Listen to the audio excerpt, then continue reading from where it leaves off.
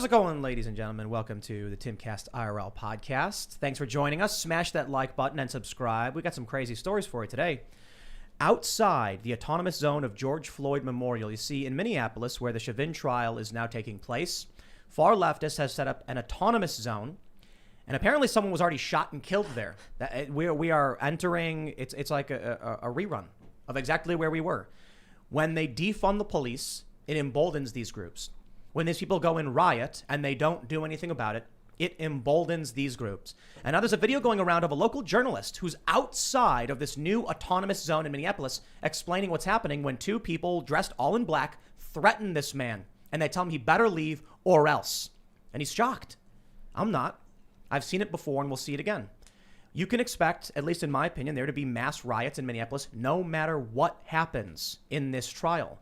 It's going to get bad. It's going to get intense, and we're going to talk about it. And we'll talk about a bunch of other things, too. We have from Christopher Rufo, apparently someone leaked him documents that one school is teaching kids to worship Aztec gods and ritual sacrifice and other just, I don't know exactly what they're talking about, but it's just very, very strange. The general idea is it's anti-whiteness. So anything coming from Europe is considered wrong or taboo and must be rejected. And this is what we're getting in our schools now. Other than that, we have GameStop stonks breaking, what is it, like 350 today or some ridiculously high number. And it's a roller coaster of absolute insanity. So again, thank you all so much for hanging out. My name's Tim Poole, and we're hanging out with conservative activist Scott Presler. Do you want to introduce yourself, explain what you do? Thank you. Conservative activist that travels the country, picking up trash, registering voters, and now is on a mission to repeal and replace those elected politicians who are not America first. America last? Yes, who are America last. Yeah. So basically the people who, all this foreign aid, they're giving our money away when we're at our worst, or our most desperate times. Basically, yeah, giving money to Honduras instead of funding our homeless. Democrats and Republicans, right? Exactly. D and R. I'm coming for you peacefully and democratically. Right on. All right, we'll talk about this. Thanks for hanging out, Scott. We got Ian. He's chatting. Man. Thanks, Tim. Hey, everybody. What's up? Ian Crossland. Good to see you. IanCrossland.net. Scott, great to see you again, man. That's right. Us long hairs, we're sticking together. Yeah, for real. I ran into you at the D.C., not the march on the 6th, but before. I saw you briefly at that. That was really cool to run into you down there. That was like in December or something, wasn't it? Yeah, that's right. The fight goes on. Your hair's looking great, man. Thank you, sir. It's inspired. So you've been clipping the ends, and that's why it keeps growing along. I haven't been doing that, so it hasn't. There you go. It hasn't That been able seems to keep strange up. to me. I don't think that makes sense. Almost counterproductive. Yeah. No, that seems weird. All right. We got Lydia. She's pressing all the buttons. I have some of the shortest hair on the show. I'm feeling a little shown up by these guys with these luscious locks, but I'll survive. I don't have any hair. What are you talking about? Yeah, we're on the same team here. We'll jump right into the news. Before we do, ladies and gentlemen, did you smash that like button yet? Also, go to timcast.com and become a member because we got a ton of exclusive members-only segments. The other day, we were talking with Cassandra Fairbanks about Disney banning classic movies for kids and what this means for us culturally. It's scary stuff because I think, look, we as older people may have seen these things and understand these cultural references, but they're going after kids and they're taking away things like statues and art so these kids can't understand it. You don't got to like the art. You understand the art. We look at old pieces of art and we say, here's why it was made. Here's what we think about it today. But they're erasing it outright. So go to timcast.com, become a member because it helps support the show. And in the event we get purged or deleted or banned or whatever, that's where you'll be able to find us. But my friends, I also have another announcement. You see, we have this meme on the show that started because of Alex Jones, and it's I am a gorilla. It doesn't really mean much other than, like, you watch the show and Alex Jones said it and we thought it was funny. A bunch of people then started making gorilla emojis in the chat. And interestingly, around the same time as all this is happening, we make our famous I am a gorilla t-shirt. We get the GameStop rebellion, where they have this meme where they say gorillas together strong. So I decided to commemorate GameStop stocks skyrocketing back up from it was like 4 something and it goes down. Now it's back at 350. Ladies and gentlemen, go to timcast.com, click shop, and you can get your very own Diamond Hands Gorilla t-shirt. So it's basically the same thing as I am a gorilla, but he's wearing a suit, holding wads of cash with sunglasses on and smoking. And I just thought it was funny because I saw what people were saying with the GameStop thing. So if you like it and you want to get a new edition of the I am a gorilla shirt, for some reason, the only shirts we're able to make are iterations of I am a gorilla, and maybe we'll think of something more clever in the meantime, but go to timcast.com, click shop. Don't forget to smash the like button. Let's read this first story. We got some Fox 40. Check this out. They say, outside the autonomous zone of the George Floyd Memorial, where police aren't allowed. They say Minneapolis leaders say they'll reopen a barricaded intersection known as George Floyd Square after the murder trial of the former police officer accused of killing him. But the activists who serve as unofficial leaders and organizers of the area have issued 24 demands before they'll step aside, even calling for the recall of the county prosecutor. Why? They arrested and charged the guy. See, no matter what happens, it's not enough. I'd be willing to bet they're basically saying we want first-degree murder and death penalty for Chauvin. They go on to say, the square sprang up organically in the days after Floyd's death as people gathered to express their grief and anger, including leaving offerings. Community members set up barricades of refrigerators, trash cans, and wooden pallets to block traffic. The city eventually replaced those with concrete barriers. The memorial, now called an autonomous zone, was set up by protesters and supporters at the now vacant Speedway station. It's very tense near the memorial, and a militant-style group has closed off several blocks with barricades. They don't allow the police inside. Quote, the situation at the memorial, from what I understand, it's kind of volatile, said Kim Griffin, a Minneapolis resident. People that want to go and support doesn't feel a sense of inclusion. There is more of like militant type atmosphere over and a sense of fear. Griffin supports police reform and protested Floyd's death outside the courthouse Tuesday, but she doesn't agree with what's happening at the memorial. Her nephew, who identified to News Nation as Imez Wright, was shot and killed at the memorial over the weekend. Quote, police were not allowed to get into that area. He was carried out outside of the zone of George Floyd Square. It was made clear law enforcement was not welcome to penetrate that zone, which is an atrocity because his life was taken. And I mean, who knows whether or not he would have survived had things been different. Ladies and gentlemen, here we go again. It's just like what happened last time. You guys were following what happened in Seattle and Chaz. Mm-hmm. Now we got a dead kid. You know, I support the right of Americans to create these zones. I mean, it's kind of America like is barring police from coming into a neighborhood. The U.S. is an autonomous zone. We barred the British from entering our houses. You know, it's kind of formed like this. But this is, I don't know if we need to do it. You got residents who live in these areas in Seattle when they set up the Capitol Hill Autonomous Zone. They surrounded businesses and people who did not want them there. What about their rights? Well, we had British citizens being surrounded by the American revolutionaries. I don't know what life was like for them. They didn't get written into history books. I'm just playing devil's advocate too. But I do think it's important. It's our right to rise up and form militias and say, this is our place. It's kind of written into our Constitution, but peacefully assembling, not shooting when people and are getting killed. Kid. That's the completely other problem, man. That's something's going wrong. Yep. I don't know. Interestingly, I mean, the American Revolution was anything but peaceful. Right. It was, over a couple of decades. We had written in wasn't all the citizens that were accidentally killed. Like, they didn't write that into the history books. They probably wrote some of it, but there's probably a whole lot of history that we do not get, just in general, from anything, Well, here we go, man. I'm willing to bet it's going to get bad. I mean, the city seems to be supporting it. They're putting up concrete barricades. When the Chauvin trial comes to an end, you think they're going to be like, oh, okay, now that the murder trial's over, we're all going to go away? No? Well, and it's a two-sided coin because I understand your point of view in that people have the right to set up their own autonomous zone, but on private property, not where there's public access to streets, to vehicles, to what if an ambulance can't get through? What if, the police can't get in? So I understand that. But at the same time, I'm kind of like, wait a second. Look at the failed liberal policies of California, for example, or Washington or Oregon. It's almost like, why don't we let these failed policies be on full display so people can see that it doesn't work and why everybody's fleeing from New York to Florida, why everybody is fleeing from California. And, do we just let things happen and let things get so bad that people finally wake up? Yeah. I don't like the idea. I've heard it before. There was some Republican who said, I can't remember who this was. Maybe you guys might remember, where he was like, maybe we need, some terror attacks so that people remember why they need our security. Well, I don't agree with that. Right. I can't remember who that was. So I look at these autonomous zones, and my first thing is, look, when it came to the Revolutionary War, the regulars weren't Americans. They were British regulars being deployed to stop the uprising from Americans who believed in self-governance. So it would be one thing if the police of Minneapolis were protecting a community and then National Guard came in and tried removing the police and people started rising up and revolting. It's another thing when the community itself, you have a woman who lives here saying, we don't want this. It's an atrocity. That's different. Now, I get it. There were loyalists in the colonies, but The people who were in the colonies fighting against the regulars were the Americans. And that was the argument. Don't get me wrong. There were loyalists. That we had, famously Benedict Arnold. There were a lot of people who were Americans and were like, nah, I'm going to serve the crown instead. They're the right call. And that was not the right call.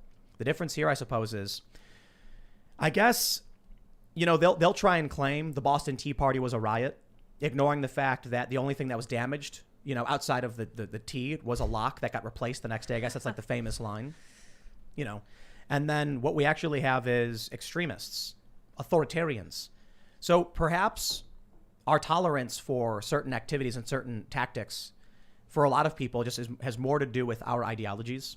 If you're fighting to free people and respect their property and their rights and their safety and security, then I think you're probably doing the right thing. Yeah. If you're fighting to take over their space, you kill their children and then tell them to shut up or else.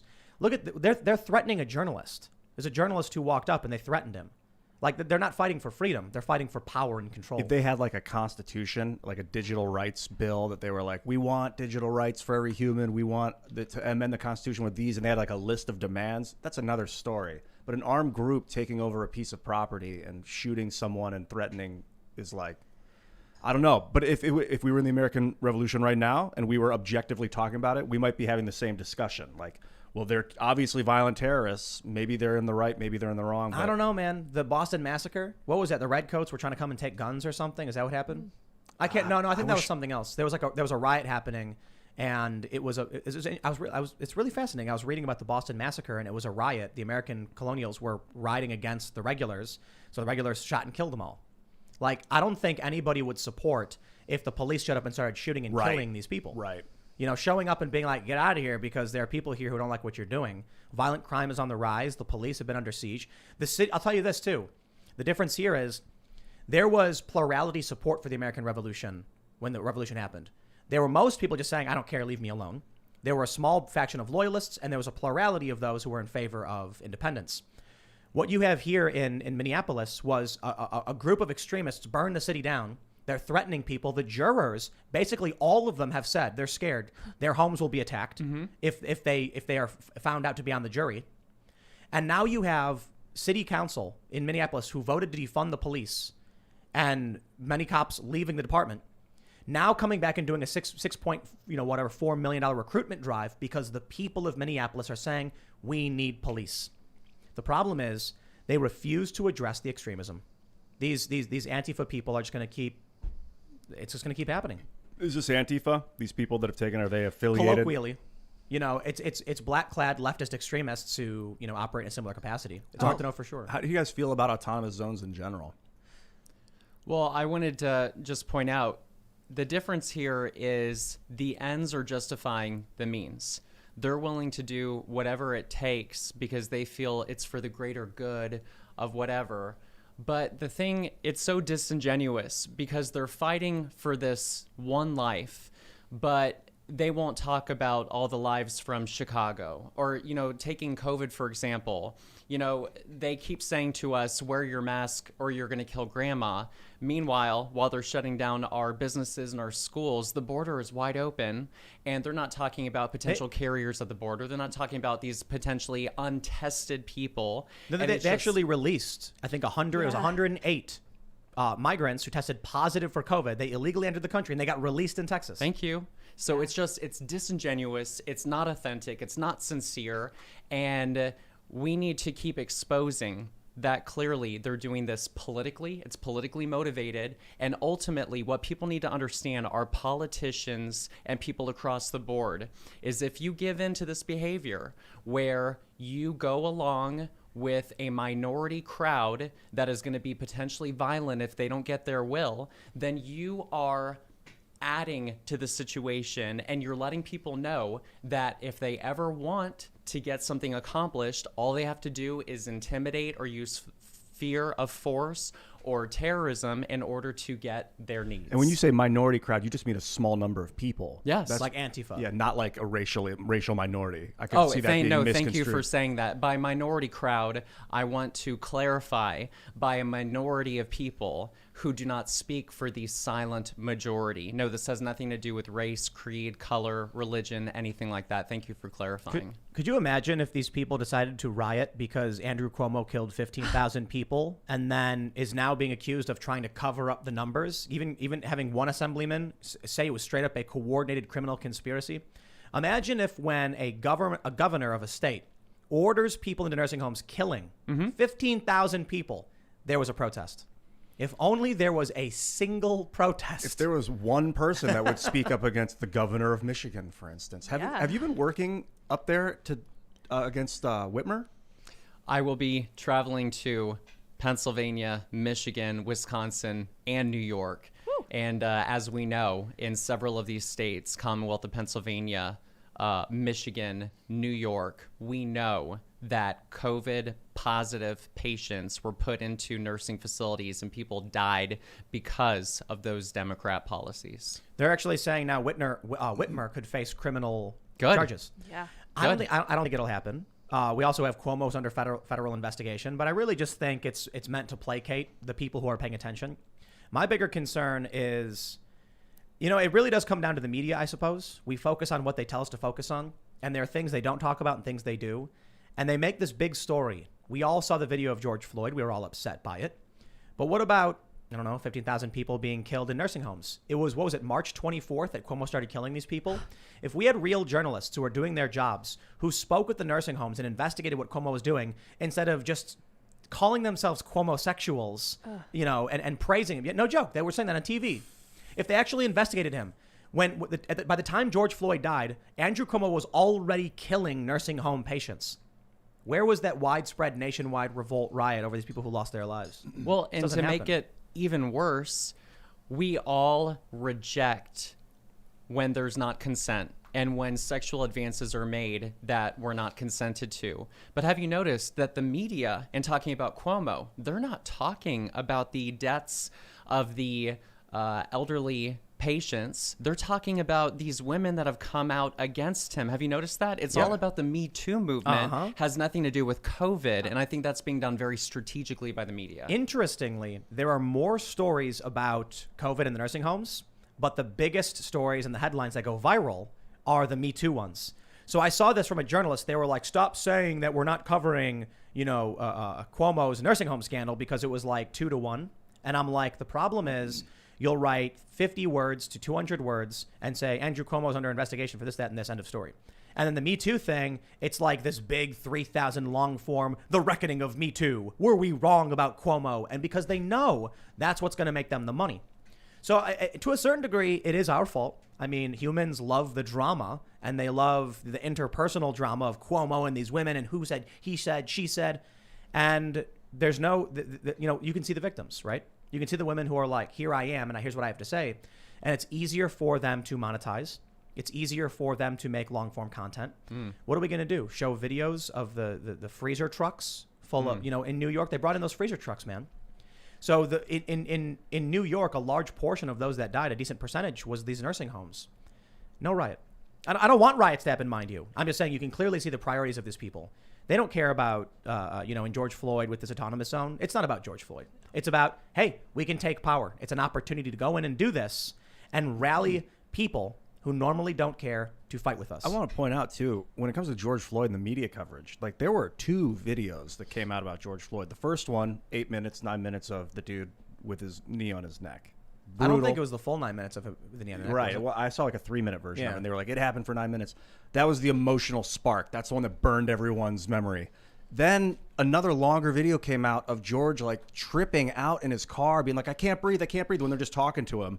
and struggling in the car. Take me Get out me of out the of the car. car. Put me on the ground. And they were like, okay. So they put him on the ground, and he was freaking out. Just this huge, built, muscular guy, apparently on fentanyl and other methamphetamines of some kind. Norfentanyl, methamphetamine, Caffeine. Yeah. caffeine, and there was one other. Tobacco. He had Yeah. tobacco in his Yeah. system. Like, he was just fully pumped. And so that didn't get much attention. I tried to share it with people, and no You're a one really bigot. seemed to care. You're a bigot. They had already seen what they wanted to see. And man, if you have that in perspective, it's a completely different story. If you know Yes. that he had fentanyl in his system, it's a completely different story.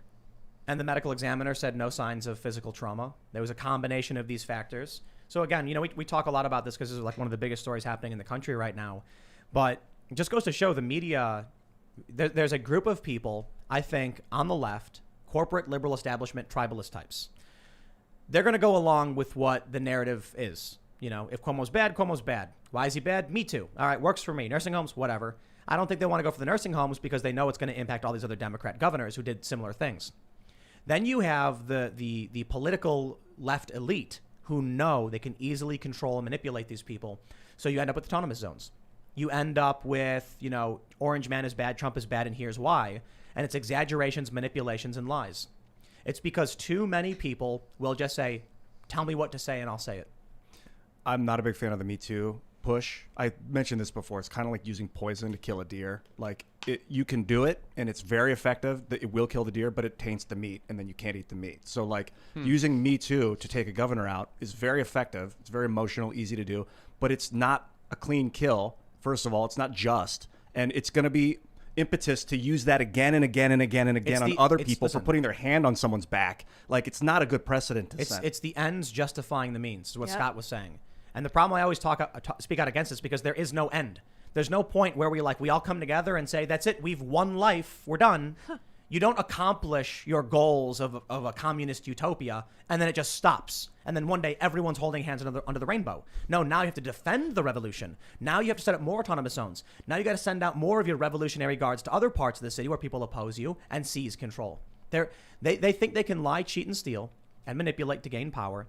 And that means once they're in power, they will lie, cheat, and steal to maintain that power. It starts with little things like this. We'll see where this ends up, but it's amazing to me. I mean, have there been were there autonomous zones before this? Was this like one of the first or what? The Seattle one? I don't know Yeah. much about the history of them. Do you have any ideas about it?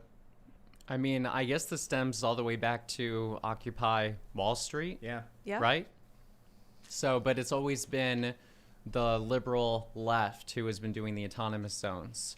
And I mean, quite frankly, look, why don't we have our own autonomous zones on the right and let's show them how it's done? Let's have, I'm serious. Yeah. Clean bake Private sales, property. lemonade stands. Freedom, liberty, Fun. where we have our policing, making sure that there's fewer crimes, not more, where we actually believe that a social worker probably can't do some of those things that our police are doing. Yeah. But listen, we can't just point at a problem and say this is wrong. That's the problem I have with the Republican Party, is we're always pointing out problems but never offering solutions. The best way to show the failure of the left is to have a successful right. And I want to, you actually are like embodying this. You started a trash cleanup campaign. Can you explain that? In case anyone Sure. didn't see the show you were on last time.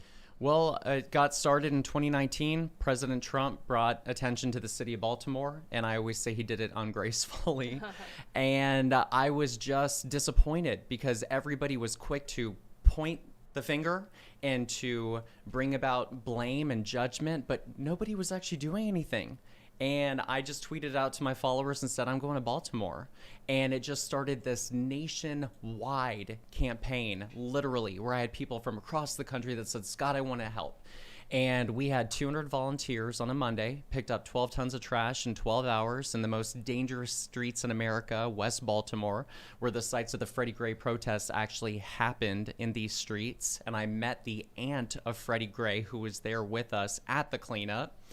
And I just said, wait a second, I'm a private citizen without the backing of the government, without any donors, without any funders. And if I'm able to gather volunteers to pick up 12 tons of trash in 12 hours, what the heck is our government doing, and why aren't they using our resources to get it done? Well, I mean, first of all, someone needs to fund the blowing up of children overseas, right? Clearly. So our Congress is hard at work on this very important issue of not actually having a say in whether or not Biden bombed Syria because he didn't have congressional approval for it. But anyway, it's performative. They're signing bills that give funding to mismanaged blue states that aren't solving these problems. They're giving money to foreign countries, money that belongs to the American taxpayer. It's a great point. If they were allocating funds to support private citizens to do initiatives like this, that's like the new government. That's kind of an evolution we need.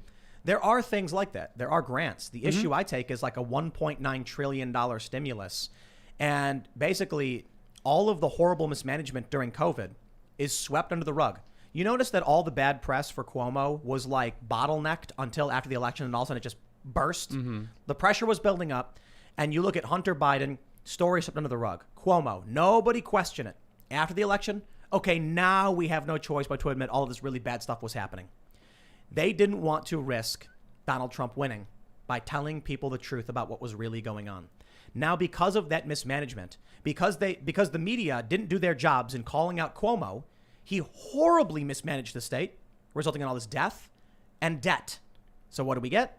Sign off that $2 trillion stimulus, dump that money on these states that failed, and help bail them out. It's kind of like the Fannie Mae, Freddie Mac bailout of 2008. Bailing out the broken, corrupt states where Democrat governors murdered people. How much did we spend on that Fannie Mae, Freddie Mac bailout? Do you remember that Obama signed in 2008? No, It long spiraled time ago. the housing crisis. I mean, something like trillions. It wasn't Huge. more than like Well, $2 look, man. trillion, was it? It was We're- about what we're doing now again. Like, are we going to see that depression again?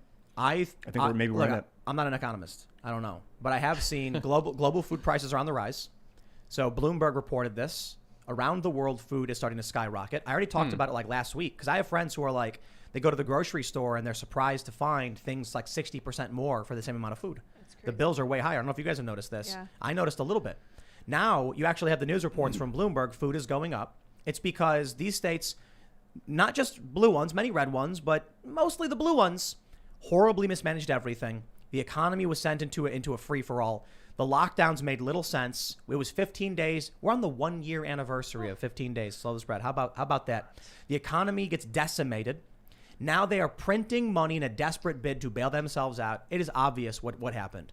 It was an opportunity to stop Donald Trump and to throw everything they could at him, sacrificing everything and watching the country burn to the ground because it meant no more Trump. And they couldn't handle it. 2019 was the greatest economy we've had in our of this generation or any of the past living generations. That's according to Jim Cramer, whether you like the guy or not. The greatest numbers of our lives. I wonder if people see this now, because you know what I've heard a lot? A lot of people come to me and they're like, my paycheck is smaller. And I'm like, okay, ask Biden. Like, I don't know what to tell you, man. Like, there you go. What did you expect was going to happen? So many people thought, oh, I'll vote for Biden and things are going to get better. No stimulus checks. Well, now you're going to get your $1,400, not $2,000. A lot of the things he promised just won't come to fruition for many of these progressives.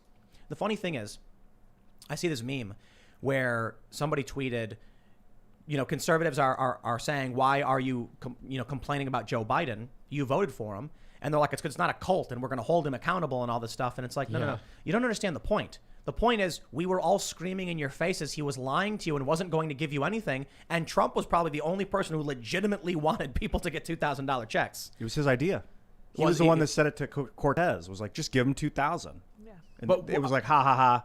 And then a week went by and they're like, yeah. So let's give him Trump was the 2,000. one who said 2,000 at that number? Yeah. I mean, I remember that coming up on the show a couple Really? of times. Yeah, Yeah. it was kind of his idea, wasn't it? But like that number, it was 2,000 his was Trump. response to Cortez. Yeah. I thought it was, yeah. Was it 16? Wow. Maybe he said 1,600. I don't remember. It was a lot, yeah. I But he remember was like, reading. no, give him 4 times more than what you're saying Yeah. right now. Trump was saying 2,000. And when I was in Georgia knocking on doors for free, went down 3 times for Loeffler and Purdue.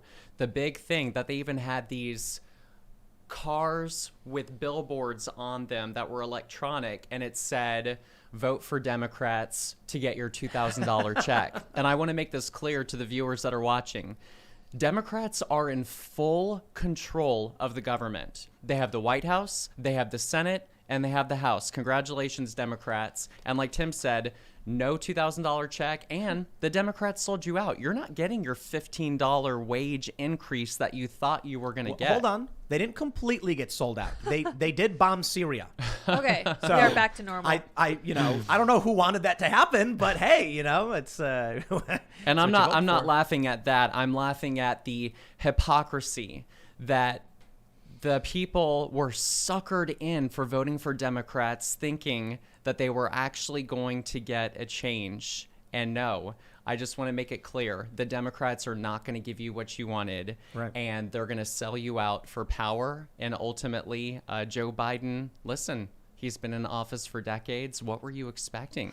Yeah, but a lot of these young people didn't know. When we've had some of these leftists on the show and they're like 24 years old, it's like, oh, they were, how old were they 10 years ago when Obama got elected? They were in their teenagers, 12 years old or whatever.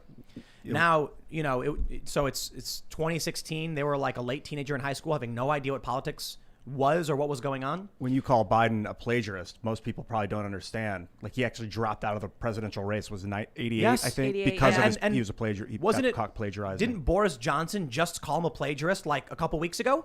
He was like, "Build back better." Where did I hear that before? Huh, yeah. And like Joe Biden was accused of taking it. A lot of people thought it was a conspiracy. They're like, "Why is Joe Biden using the same thing as the Europeans who say build back better?" It's like, dude, it's not a conspiracy. It's because Joe Biden just is a a plagiarist. plagiarist. He doesn't have original ideas. Now, I mean, it's obvious. He's Kamala lame, Harris. man. He's lame. Yeah, he is. 2008, when he But was running against literally Obama, lame. he was lame as a candidate. I don't know. Never thought he would ever be in the government. I was just like, what a joke. And then Obama made him his freaking VP. What? Gave him all that power. Listen. They were saying that the American people wouldn't want to vote for the first black president, and so they needed an old white man to give them familiarity. That's what I heard a lot in the press back then.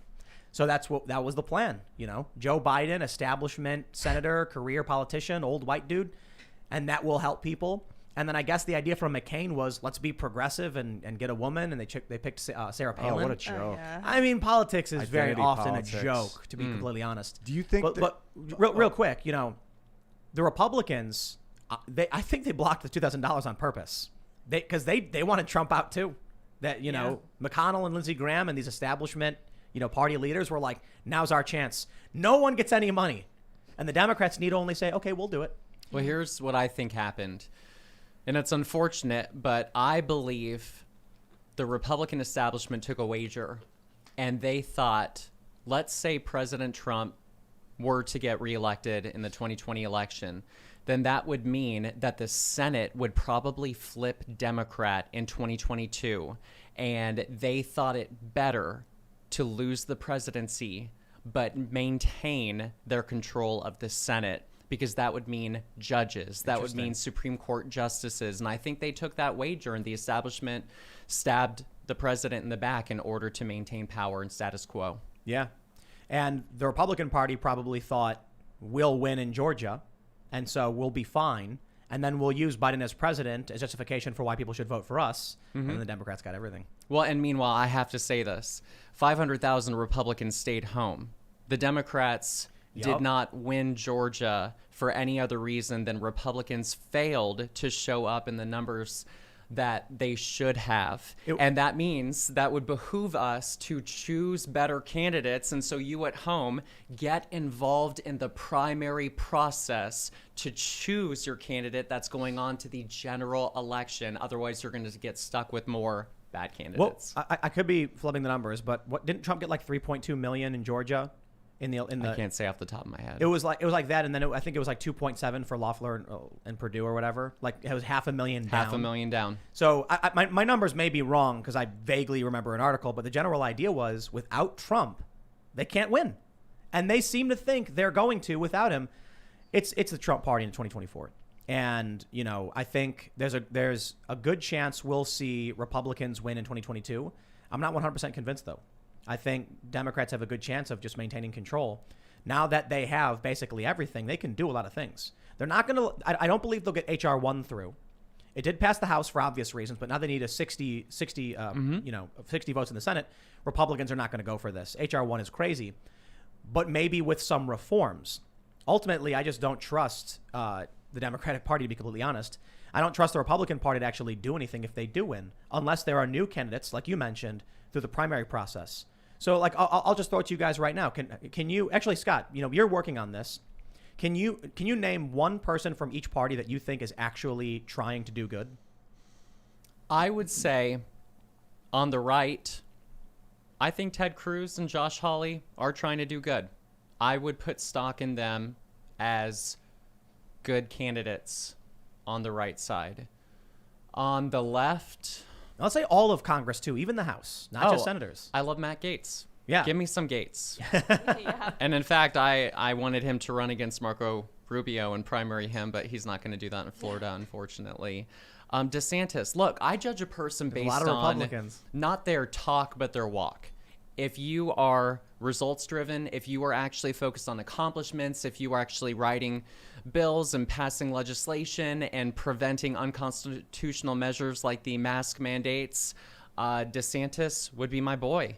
And he's doing great. He's doing great. You think he'll be VP with Trump 2024? You know, I want him to stay as governor. DeSantis, you're doing a great job. Stay as governor. Please, we need you to stay in there. And, he's young. Yeah. He's young, and he's got young kids, and he's a wonderful wife. I could see him being definitely a presidential contender for the future. But wait, can you name at least one Democrat you think is trying to do good? Left. That's the hard question. No, well, it's Ian, hard do you have because, anybody? I mean, is look hard. at Kristen Sinema, for example. I know the Yeah. progressives, they're really angry with her because she was this progressive fighter that was fighting for 15, and look what she voted against the other day. She was one of the 8 Democratic senators that voted against the fight for 15, and So they I don't- already want to primary her. I'm not a fan of the $15 minimum wage. Oh, I'm not either. I think there are other ways we have to solve this problem. I will say this: I certainly want people to make more than $15 an hour, Yes. and I think there's a lot of issues around minimum wage. No, I don't. I wouldn't personally. I'm not a fan of Sinema because she was fighting for 15, and then as soon as she got the power, she said later. I'm like, how many politicians do we have are honestly saying, "Here's what I want to do, and I'll do it," and then they do? It's easy to point out many Republicans. It's easy, Ted Cruz, Hawley, far from perfect, but I do believe like they're fighting for what they said they were going to fight for. Yes. Rand Paul is the easiest. Oh, yeah. Yes. Like Rand Paul is probably like one of the. Pardon me, doctor. I forgot. Yeah. Right. On the left, I can give credit to Ro Khanna, because he called out Pelosi when she was obstructing COVID relief. But it really is hard to find Democrats who are like, I'm going to do this, trust me, and then doing it. Not even AOC.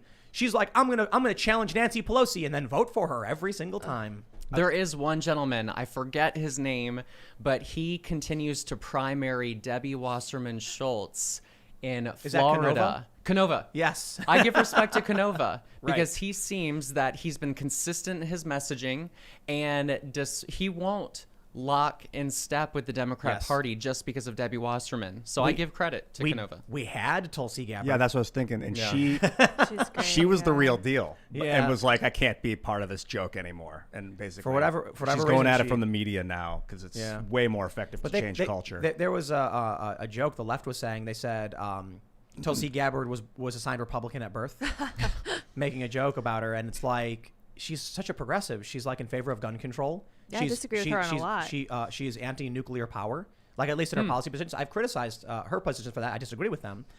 But you could clearly see that she was at least attempting to cross the aisle and shake hands and be like, let's work together.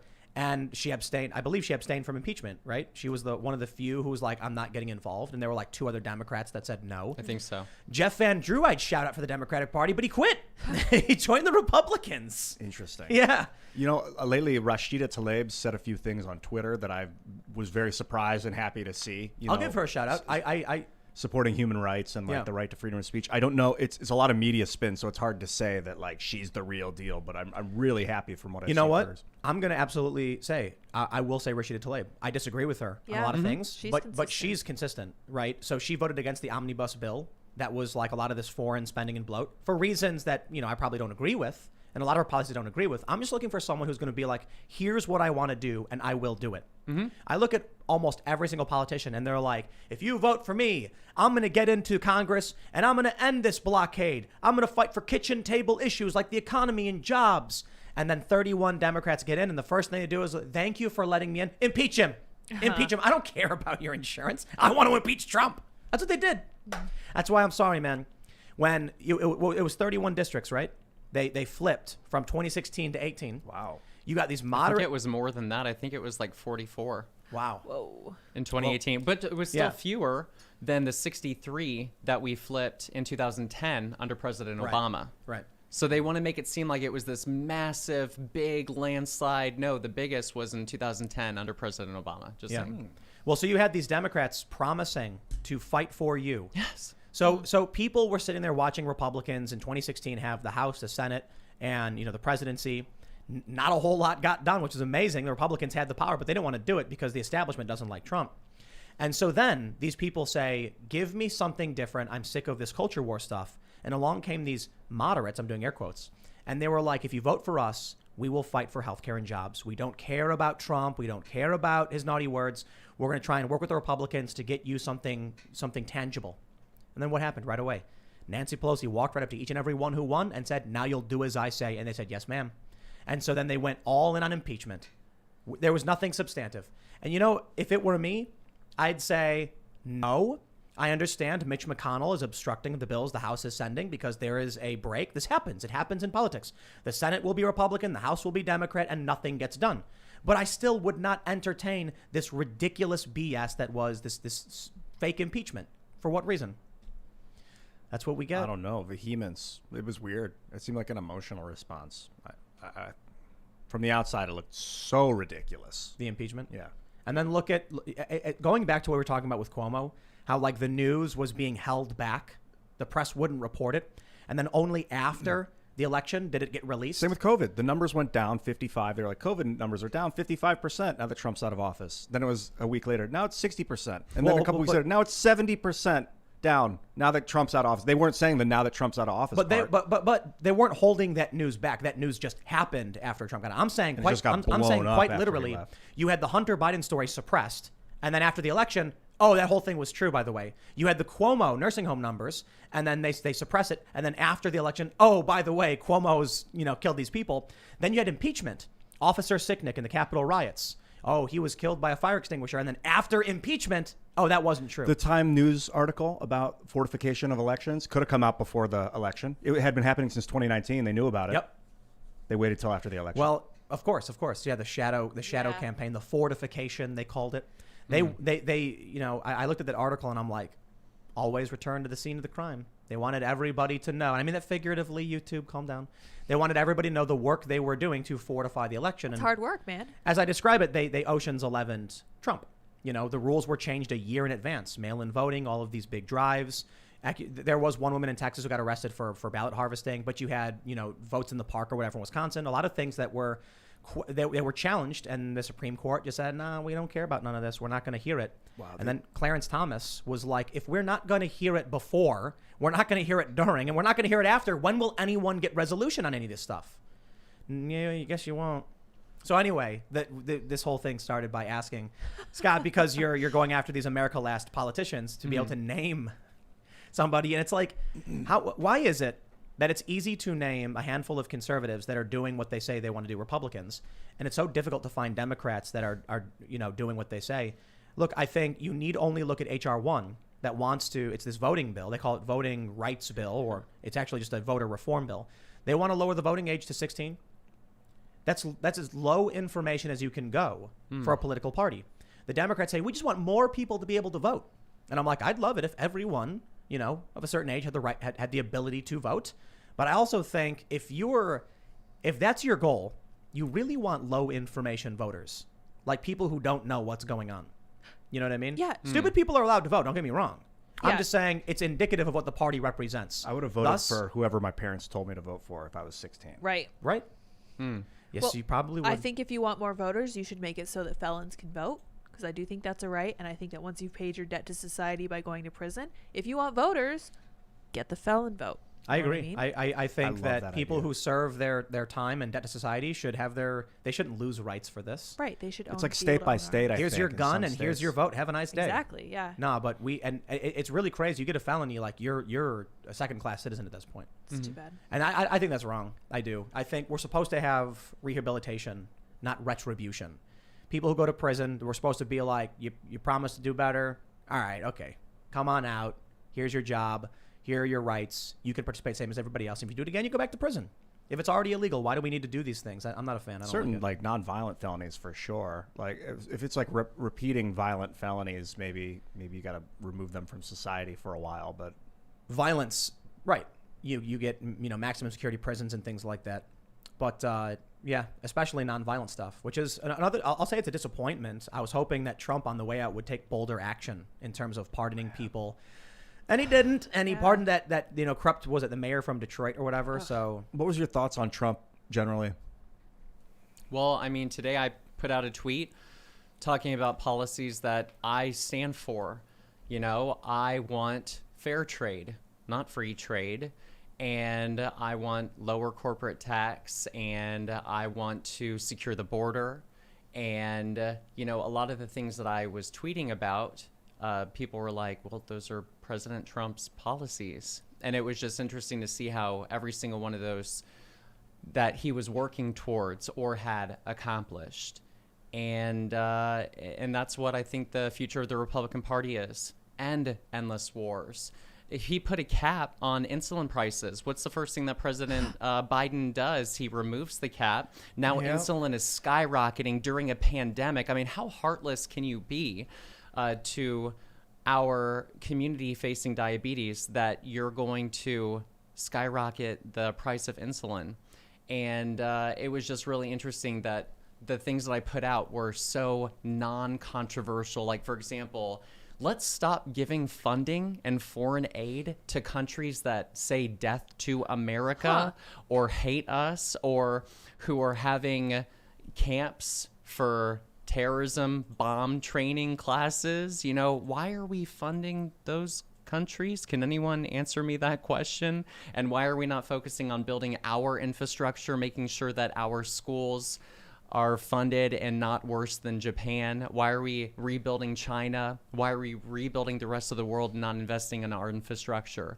And I think if we move forward with those policies, we'll have a very successful right. What you said fair trade, which sounded kind of interesting. How would you define that? For example, I know I love talking about this issue. I am not a free trader. I think free trade is fool's trade. For example, why am I going to allow another country like China to impose a tariff on my products while I don't impose a tariff back on them? I just think that's the most asinine thing ever, that I'm going to allow you to steal from me, and basically I'm going to reward you for stealing from me by then not imposing a tariff back on you. I just think that is fool's trade.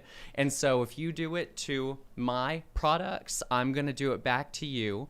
And I just think it was so also asinine that for the longest time, America had a higher corporate tax than other countries. Why not make ourselves competitive and say, wait a second, if we lower the corporate tax, maybe more businesses are going to come to our country as opposed to leaving the country to go to a corporate tax haven overseas. And I just think we need to make things more common sense and just go, wow, let's go to the lowest common denominator to make things more competitive, to bring more business to America. Combine those issues, right? Joe Biden was in favor of free trade agreements. He was in favor of increasing the minimum wage and increasing corporate tax rates. What will those three things do? Okay, if I can set up a factory in China and I pay a lower tax and a lower wage to my employees, I save a bunch of money. And then I can send all my products back to the U.S. for free? Is an extraction. It is the most insane combination of policies. And the American workers will be too expensive to hire because they're all making a gigantic wage at minimum. So you got to hire outside the country. It'll drive American salaries and wages down. It'll force them down. And we see this happen. Okay, these free trade agreements did this. It's why Bernie Sanders in 2016 was popular and Trump, because Bernie was saying the same things. Open borders is a Koch brothers proposal. These free trade agreements. Right. And he got smeared. The World Socialist website called Bernie Sanders a capitalist nationalist. Free trade is dangerous. They called him that. It was hilarious. Free trade doesn't lead to freedom. It leads to corporate slavery. Like if you allow corporations to trade unfetteredly, they do things like the Trans-Pacific Partnership, where they're basically giving corporations the ability to sue American citizens, to sue our government for like defamation or for what they would call like... It was an extraction. It was like hollowing out the United States. The American workers were getting left behind. Small towns were falling apart. And that's why people just were screaming, I'm mad as hell and I can't take it anymore. And then Bernie, it's unfortunate that Bernie sold out and he went totally establishment and changed his tune from fighting for the working class to, white privilege and social justice. Because I guess he became rich and he didn't want to let it go. Yeah, there was in the Trans-Pacific Partnership, there was a clause called the Investor-State Dispute Settlement that said that if American citizens were to discriminate, is the actual word they use, and say, I don't want to buy Malaysian oil, that then the Malaysian oil companies could sue the government for discrimination against them. And then we as taxpayers would have to pay this corporation's lawsuit. It was insane. I think one of the reasons we saw the economy do so well in 2019 was a combination of Trump's policies. He was, we saw in Michigan, the auto factories started coming back because, now the famous line from Michael Moore. Michael Moore said, Trump walks into this executive office or whatever with these bigwigs and says, I will put a 30% tariff on your vehicles if you make them overseas and no one will ever buy your car again. And Michael Moore was like, no one ever said that to these people. To these fat cats who are sending the jobs overseas for dirt wages. You got to think about what these companies do. They don't want to pay healthcare benefits. They don't want to pay a living wage. So what happens? You give them a good free trade agreement, and they can hire some people in China for pennies on the dollar with no rights, and then sell that car back to the American people. But guess what? The American people are slowly losing their access and wealth. So the resources of the Americans are being stripped away.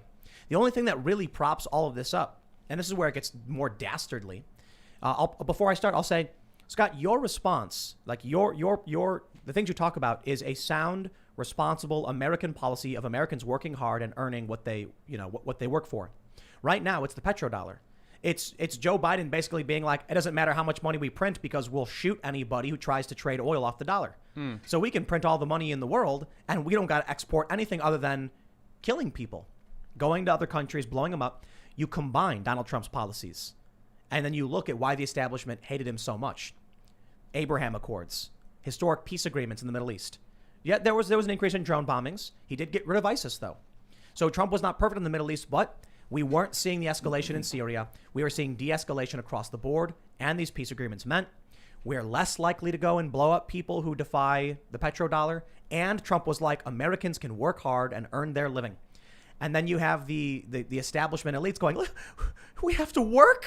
Oh, no, I'd rather just shoot people. Military-industrial complex was like, but who will we sell our bombs to? So all of these status quo establishment people were just like, dude, it was so easy to extract wealth. And then the military-industrial complex was like, it was so easy just selling bombs. Can we just go back to pointing the American gun at other countries who refuse to use the petrodollar again? Then we don't got to work. Well, since we're talking about oil for a second, why isn't the news talking about the fact that Joe Biden stopping the Keystone Pipeline, that's just putting more money in Putin's pockets by making us less energy independent? And nobody's talking about, under President Trump, we went to number one. I think we were number one, Saudi Arabia was number two, and Russia was number three, right? By not having the Keystone Pipeline, we're making ourselves vulnerable again to Russia having a bigger sphere in geopolitics. And not only that, but let's talk about for a second, the Democrats always like to say that they are green and they care about the environment and they are these stewards. Listen, the oil is coming into our country one way or another. It's either coming by rail, it's coming by ship, it's coming by automobile, right? Which causes more of a carbon footprint, pipeline or any of the other three things I just mentioned? And so that shows me they don't actually care, and Joe Biden's policy doesn't have anything to do with the green effect whatsoever. There's a lot to break down. So I believe it is simply true. The Keystone Pipeline, a pipeline transferring oil, consumes less carbon than freight delivery. Correct. Then there's a question about which leaks more, and I believe, and I could be wrong, so fact check me, that it still leans heavily against freight delivery, that freight is more likely to spill or leak than the pipeline does. But the pipeline did have many leaks. So I got to say, you know what? Let me give this one to the left. Just for the sake of argument, I'll say, okay, fine. The Keystone Pipeline you didn't like and you shut it down because you believe in the environment. I'm so glad that you're concerned about renewable energies and reducing our carbon emissions. So when do we open our new power plant, our new nuclear power plants? When do we get these thorium salt reactors online, which are zero carbon emission, carbon neutral, renewable, and safe? and they oppose it. Even Tulsi Gabbard was opposed to this. And I like Tulsi Gabbard. We have a fusion research facility at JPL, the Jet Propulsion Laboratory in California, that looks like it's like on the horizon. Where's that at? Who's stopping that? Who's Why isn't that in the headlines of every paper saying every day? If we want to talk about green energy, and I agree, like I think if we want to be number one energy exporters, energy production, fusion energy is going to change the world. So if we accomplish that, then oil is a thing of the past. For now, I believe the best energy return on energy invested is nuclear energy. For some reason, they don't want. You know what I think it is? I don't think it's about energy. I think it's about holding this military. Yeah, the petrodollar. Yeah. It's about having control strategically around the planet and justifying it. So long as everyone's using oil, and they have to use the dollar to exchange it, and we have the weapons and we're positioned, then that's it. It's control for the establishment. Two things. I agree with you. If we went off the petrodollar, it could be the American dollar could be completely useless. It would be wiped out. Yeah, completely. It'd be totally wiped out. And we'd be broke overnight. But as for the pipeline, I agree. It's messy. It spills. There's lots. I don't know, 20, 30. How many spills last year? It was like 26. Yeah, or something. yeah, quite a bit of spills. But it's like they're saying, look, we have the Qatar Turkey pipeline, so it doesn't. The oil's going to spill regardless of if it's coming out of Russia or if it's coming out of Canada. But it's like they don't want to spill it on the floor of the ivory tower. They don't want to mess up our luscious land, but they just want to mess up their luscious land. And they still want to get the same dirty crap. So I think it's insane. I don't know. I mean, I don't live on the land. I know that people that live on the land that are having a pipeline drove through their yards and getting oil spilled into their crops and stuff are devastated. But if we're going to drill it out of the ground anyway. When I talk to people about Keystone, they immediately say it's not about oil spills. It's about the Native Americans' right to the land. And then I'm like, okay, well, if there's like legitimate land ownership issues, and I absolutely respect, like, you know, we go back in time and there are a lot of violations of treaties and things like that. But that doesn't mean shut the pipeline down if it's already built. I mean, you've got people who have spent all these resources on it. I suppose maybe it means move it, or I don't know what the argument really becomes, because Joe Biden's reason for shutting it down, it was what, climate change. You know, so it feels like they're moving the goalposts in that regard. That when it becomes an issue of Native American sacred land, it's kind of like, all right, I guess, but weren't we just talking about climate change? Because I'm definitely willing to have that conversation. I don't want to steal anybody's land. You know what I mean? Like, I believe in private property rights. So if there's like legit claims, like, oh, you got a problem, Keystone, if you're building on someone else's property, why aren't we having that argument then? Why is it all about climate change and you're ignoring it? If you cared about the Native Americans, maybe that would be the forefront of this conversation. And the no DAPL protests were focused on that, but they were sending in cops to go shut it down. And where are the Democrats? It's all just climate change is the core issue. Meanwhile, the more we slow ourselves down in our energy production, it's just benefiting China, who is building more coal power plants. I'll tell you, man, listen, my problem with the climate change crowd is that they want me to sacrifice. They want me to do all these things I'm absolutely willing to do. I love trees. I love nature. I love being out in the wilderness and all that stuff.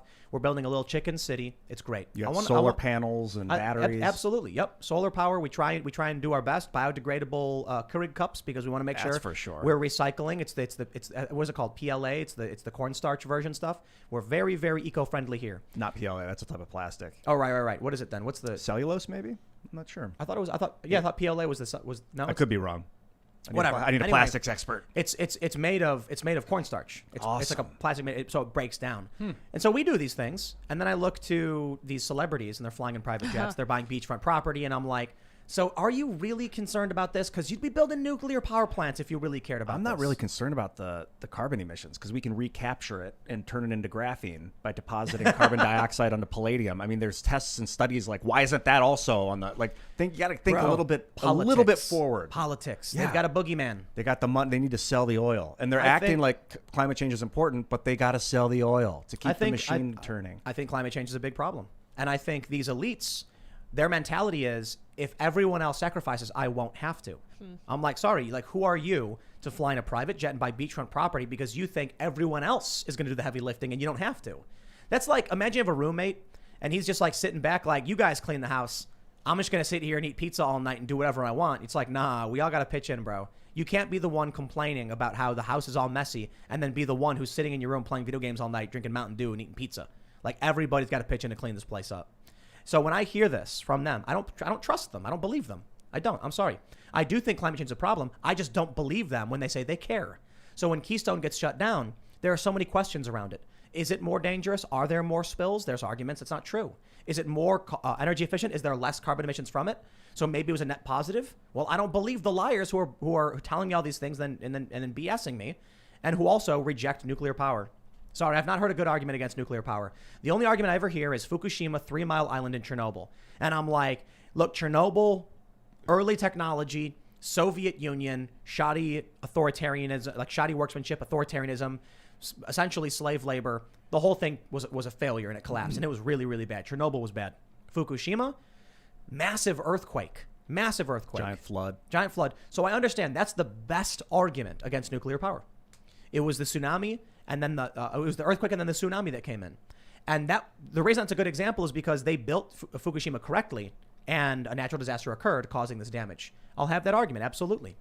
But we also have thorium salt reactors, and we can build them inland and away from fault lines and other places like this. Doesn't produce corium. It wouldn't have the impact on the Earth. They're both types of nuclear power, but they're completely different chemical reactions. So that's the problem. Where is it? Where is, we have this stuff on the horizon. We hear about fourth generational nuclear power in Europe. It's buried under the fear of ignorance. People don't understand the difference often of thorium and or is it a boogeyman corium. They can weaponize? Nuclear sounds scary, right? So they can tell all their voters, no, don't let them do it. Vote for us and we'll save you. And then in the meantime, they actually it's a detriment to everybody else when they restrict this technology. Granted, I think everybody's in favor of fusion. So if we get the JPL's fusion ignition, to happen, then it's going to be, Then the U.S. dollar would collapse probably, and the entire world would have unlimited energy. And well, fusion's not unlimited. It's not. It's like just great. Tens of thousands of years worth in like a piece. Like it does. It's not unlimited. It just goes for a long time. I don't think the EROEI, the energy return on energy invested, is that high. It's high. Like we can produce a lot of energy with less input into it. But I don't think it's like, cold fusion is like the theoretical great. Like we're talking about regular fusion. They're trying to get ignition where, they can make the process. Yeah, when the deuterium collides and becomes helium, it releases like a leftover form of matter that's extracted as heat, which then can be converted into, steam, which could create a laser to continue the reaction. And then you're creating more heat than is needed to produce the laser. Long scientific story short. Just keep pumping deuterium in, It's which politics. is in all over the ocean. We got a lot of it. It's politics. Let's just slap a name on it. Green fusion. Yeah, there Yes. you go. It's perfect. All we need Green is a nuclear. good PR stunt. That's right. Green fusion. I like Yeah, it. don't call it nuclear. Yeah, we should. How about we don't call it nuclear and we call it, green decay? No, decay is too negative, right? Yeah, Okay, too deep. yeah. What's a word we can use instead of nuclear energy? Fusion. No. So it's like Fusion. I like green Green fusion. fusion's nice. green Sounds like the radio name energy. of a band or something. Green fusion. Well, but if we're talking Does, about yeah. nuclear power plants, which is different from the fusion, what can we say? It's also a type of nuclear power. That's the crazy thing. All this has happened in the nucleus of atoms. So it just depends on the type green of atom. fusion. The green fusion deal. Yeah. Who can oppose the green fusion? I don't think deal, right? anyone. Yeah. We'll call it the green energy deal. Atomic energy. Yes. The Oh, green yeah. energy deal. There we go. Do you support the green energy deal? Definitely. Oh, there we go. Sounds Congratulations. Sounds enticing. Tell me about it. Does everything to do with Well, race it's kind relations? of like, they're really good, the Democrats, which is something I think we could learn from them. They're great at naming these bills. Yes. They'll call it the Equality Act, which we all know is Yep. unequal and has nothing to do with equity. And so we need to do a better job. Like, why would you vote against the Save the Puppies and Kittens Yes. Act? Why would you do that? Don't you love the dolphins too? Save the Puppies Act. What does that do? It provides $17 billion to the war effort to bomb things. Well, you see, why are you calling the Save the Puppies Act? Well, we saw a video of a dog in Syria. Yeah. And we were concerned that the militants there might harm it. So we're going to save the puppies by bombing Syria and taking their oil. Excellent. And the because the average- dogs could get sick from the oil. Yes, and the average American doesn't understand all of the pork that goes into it, and they don't understand Yep. the new COVID bill doesn't actually 100% go to our paychecks and to American citizens, and then they use that as propaganda to say, oh, see, the Republicans won't vote for this bill. Meanwhile, the Republicans understand the poison pill that went into the bill. Have you read 1984? I have not. It's great. It's by George Orwell about dystopian reality in the year 1984. And he wrote it before the year. So it was like a futuristic world war where there's these two giant war powers, basically, and they're just pure propaganda. And you're always at war, or you're at peace, or you're at war, or you're at war with someone else. And all you're getting is news media. They have this thing called doublespeak. And this is basically doublespeak. They'll call it the Ministry of Peace. And that's where they declare war. That's their war department.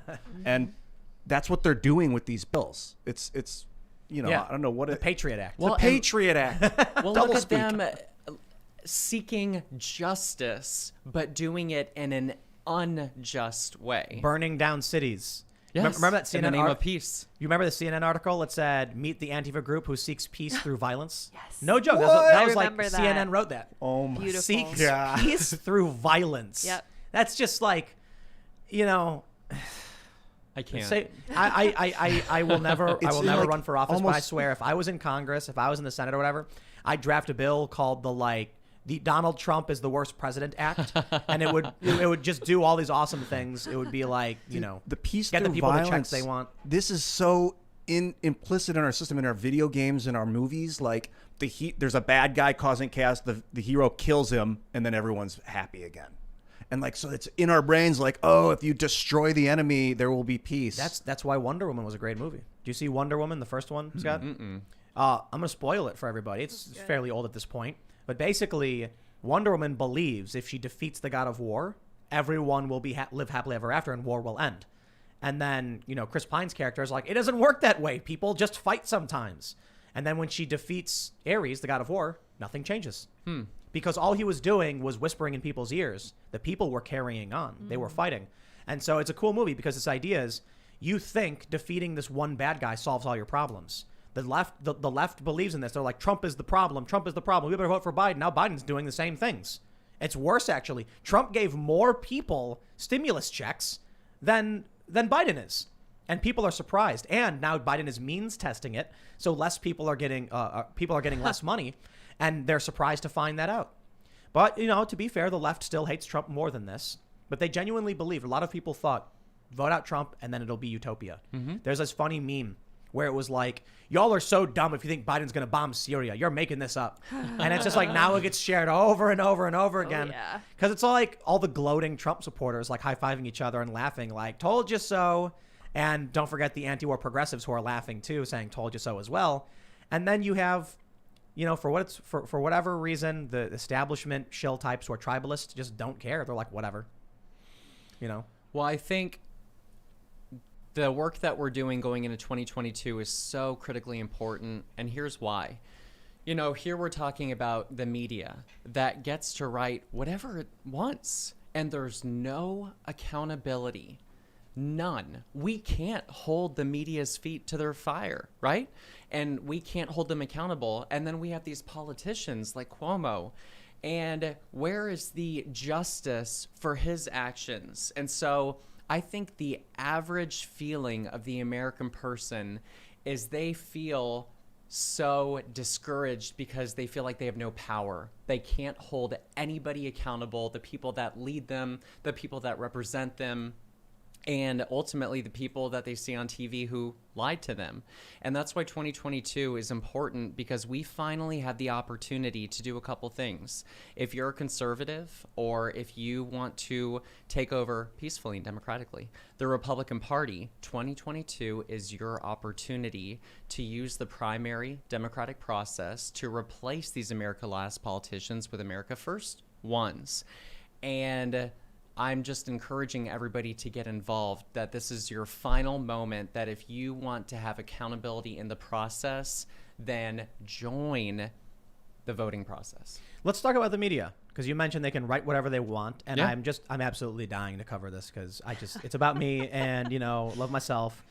I tweeted, impeach Queen Elizabeth.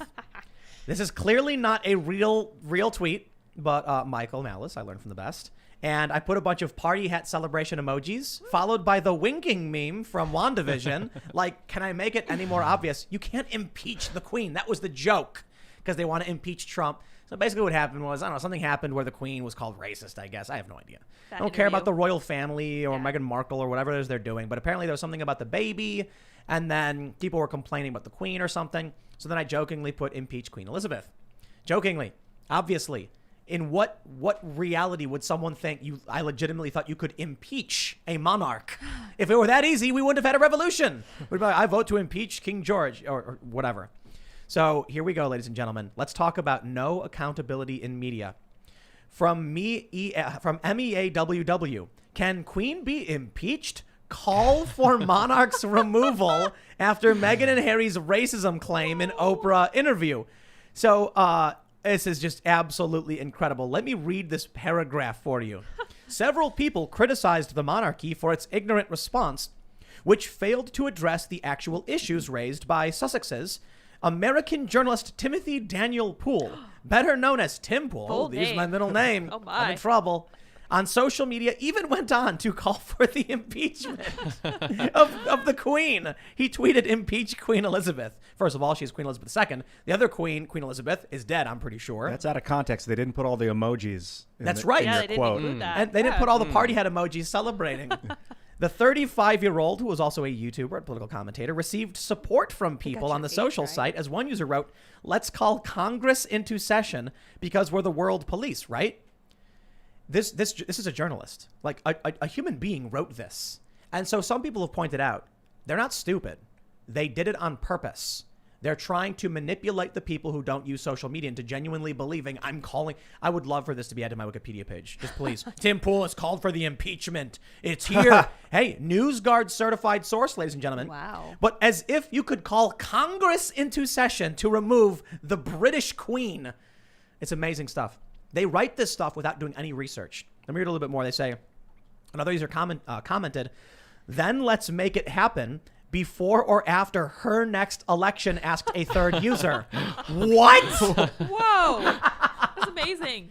Ladies and gentlemen, please share this segment with your friends and family to help them understand why the media is fake news. Not all of it, not all the time, but just come on. So I'm going to reveal a dark secret. I'm going to reveal a very dark secret, my friend. Uh-oh. I wasn't going to say anything about this, but because I've accomplished my goal already, I think it's now fair that I can reveal my experiment. Yeah. I've been saying for a long time I hate Twitter and I don't want to use it, right? And then I thought, but I got 810,000 followers and like there are people who follow me. What is the upside of Twitter? What's the point of using it? I mean, you can generate news coverage and attention for yourself, and it's a community, they're talking.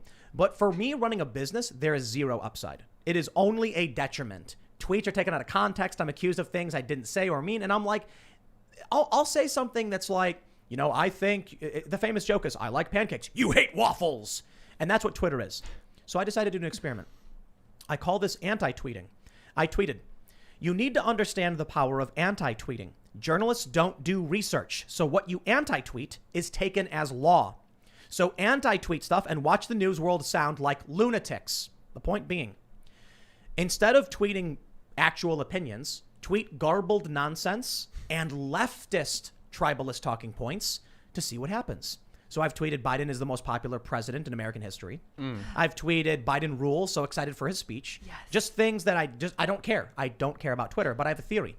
My theory was news media commentary on an individual is based off of their tweets and nothing else. They won't do research. And so I had this idea. If I spend a certain amount of time tweeting things that are absolutely counter to my actual personality on this show, because I don't care about Twitter anyway, I'll tweet things like Biden is great, party hat celebration. I tweeted when they announced Joe Biden was going to give a speech, I was like, I am so excited. I have been in anxiety waiting for the speech to happen. This is going to be amazing. Biden rules. And I'm like, I'm just waiting. I want to see if it'll work because I genuinely believe it will. I got the idea because I tweeted that the Mr. Potato Head thing was stupid. Who cares about the gender of a potato? And the Independent took my tweet and claimed I was an outraged conservative. And I was what? I was making fun of the people who are making fun of me. Like, I don't care about a potato. So I'm like, okay, let's play this game.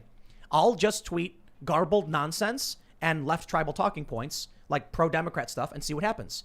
And sure enough, Amazing. like only a week, an article pops up saying Tim Poole calls for the impeachment of the Queen. And I was like, it works. It absolutely works. So now I'm just going to start. I'm like, I don't care if people follow me or not. I hate Twitter. I think it's an awful place. I'm just going to either the full on, Michael Malice is one of the masters of Twitter. He knows how to just tweet things that you can't decipher. Yeah. And then it's a reflection of the tribal individual. So if, when he says we don't deserve Donald Trump, that's like the easiest explanation because you don't know if it's for or against Trump. And then people who assume he's on the right will say, you love Trump. People on the left will be like, you're right, we don't deserve this. So I'm thinking like I'll do a series of those things, very ridiculous posts. Like I got to be honest, I did put the winking emoji on the impeach Queen Elizabeth thing. But when I typed in impeach Queen Elizabeth, I was sitting there thinking for a second, I'm like, is this stupid enough to work? Like, it's a really stupid tweet. You know what I mean? Like, is this going to trick any journalist? Underestimate Whatever. journalists. I don't Yeah. care about Twitter. Click. And here we go. Now we have an article. Tim Pool calls for the impeachment of the Queen. But guess what? It's historical fact now, which means on Wikipedia, you can add a section that says Tim Pool called for the impeachment and removal of Queen Elizabeth. And it's certified. But here's the best part. My public statements don't count as a legitimate source, a reliable source. Here's the best part. MEAWW is a NewsGuard certified site. I don't know if it's considered reliable by Wikipedia. Someone could now add to my Wikipedia, Tim Pool called for impeaching the Queen.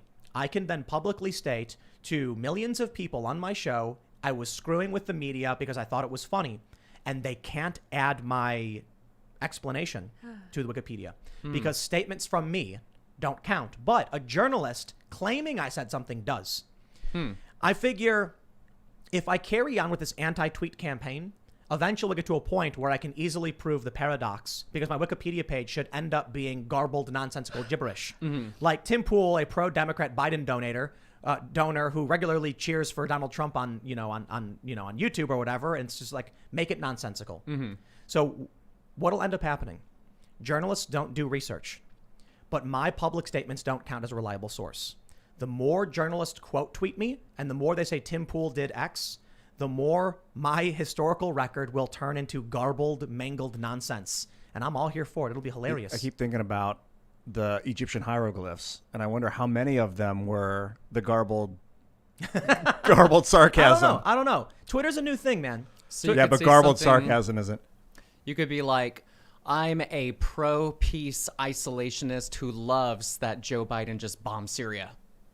You could say something like that. That's an anti-tweet. Sort of. So not necessarily, right? Because if I said it's so great that Joe Biden bombed Syria, they'll read that as sarcasm. If I just say a good anti-tweet would be, I'm proud to have a president who can make decisive actions in the Middle East. This is real leadership, right? So it's like, that's not sarcasm. I'm just legit saying something stupid that I don't actually believe.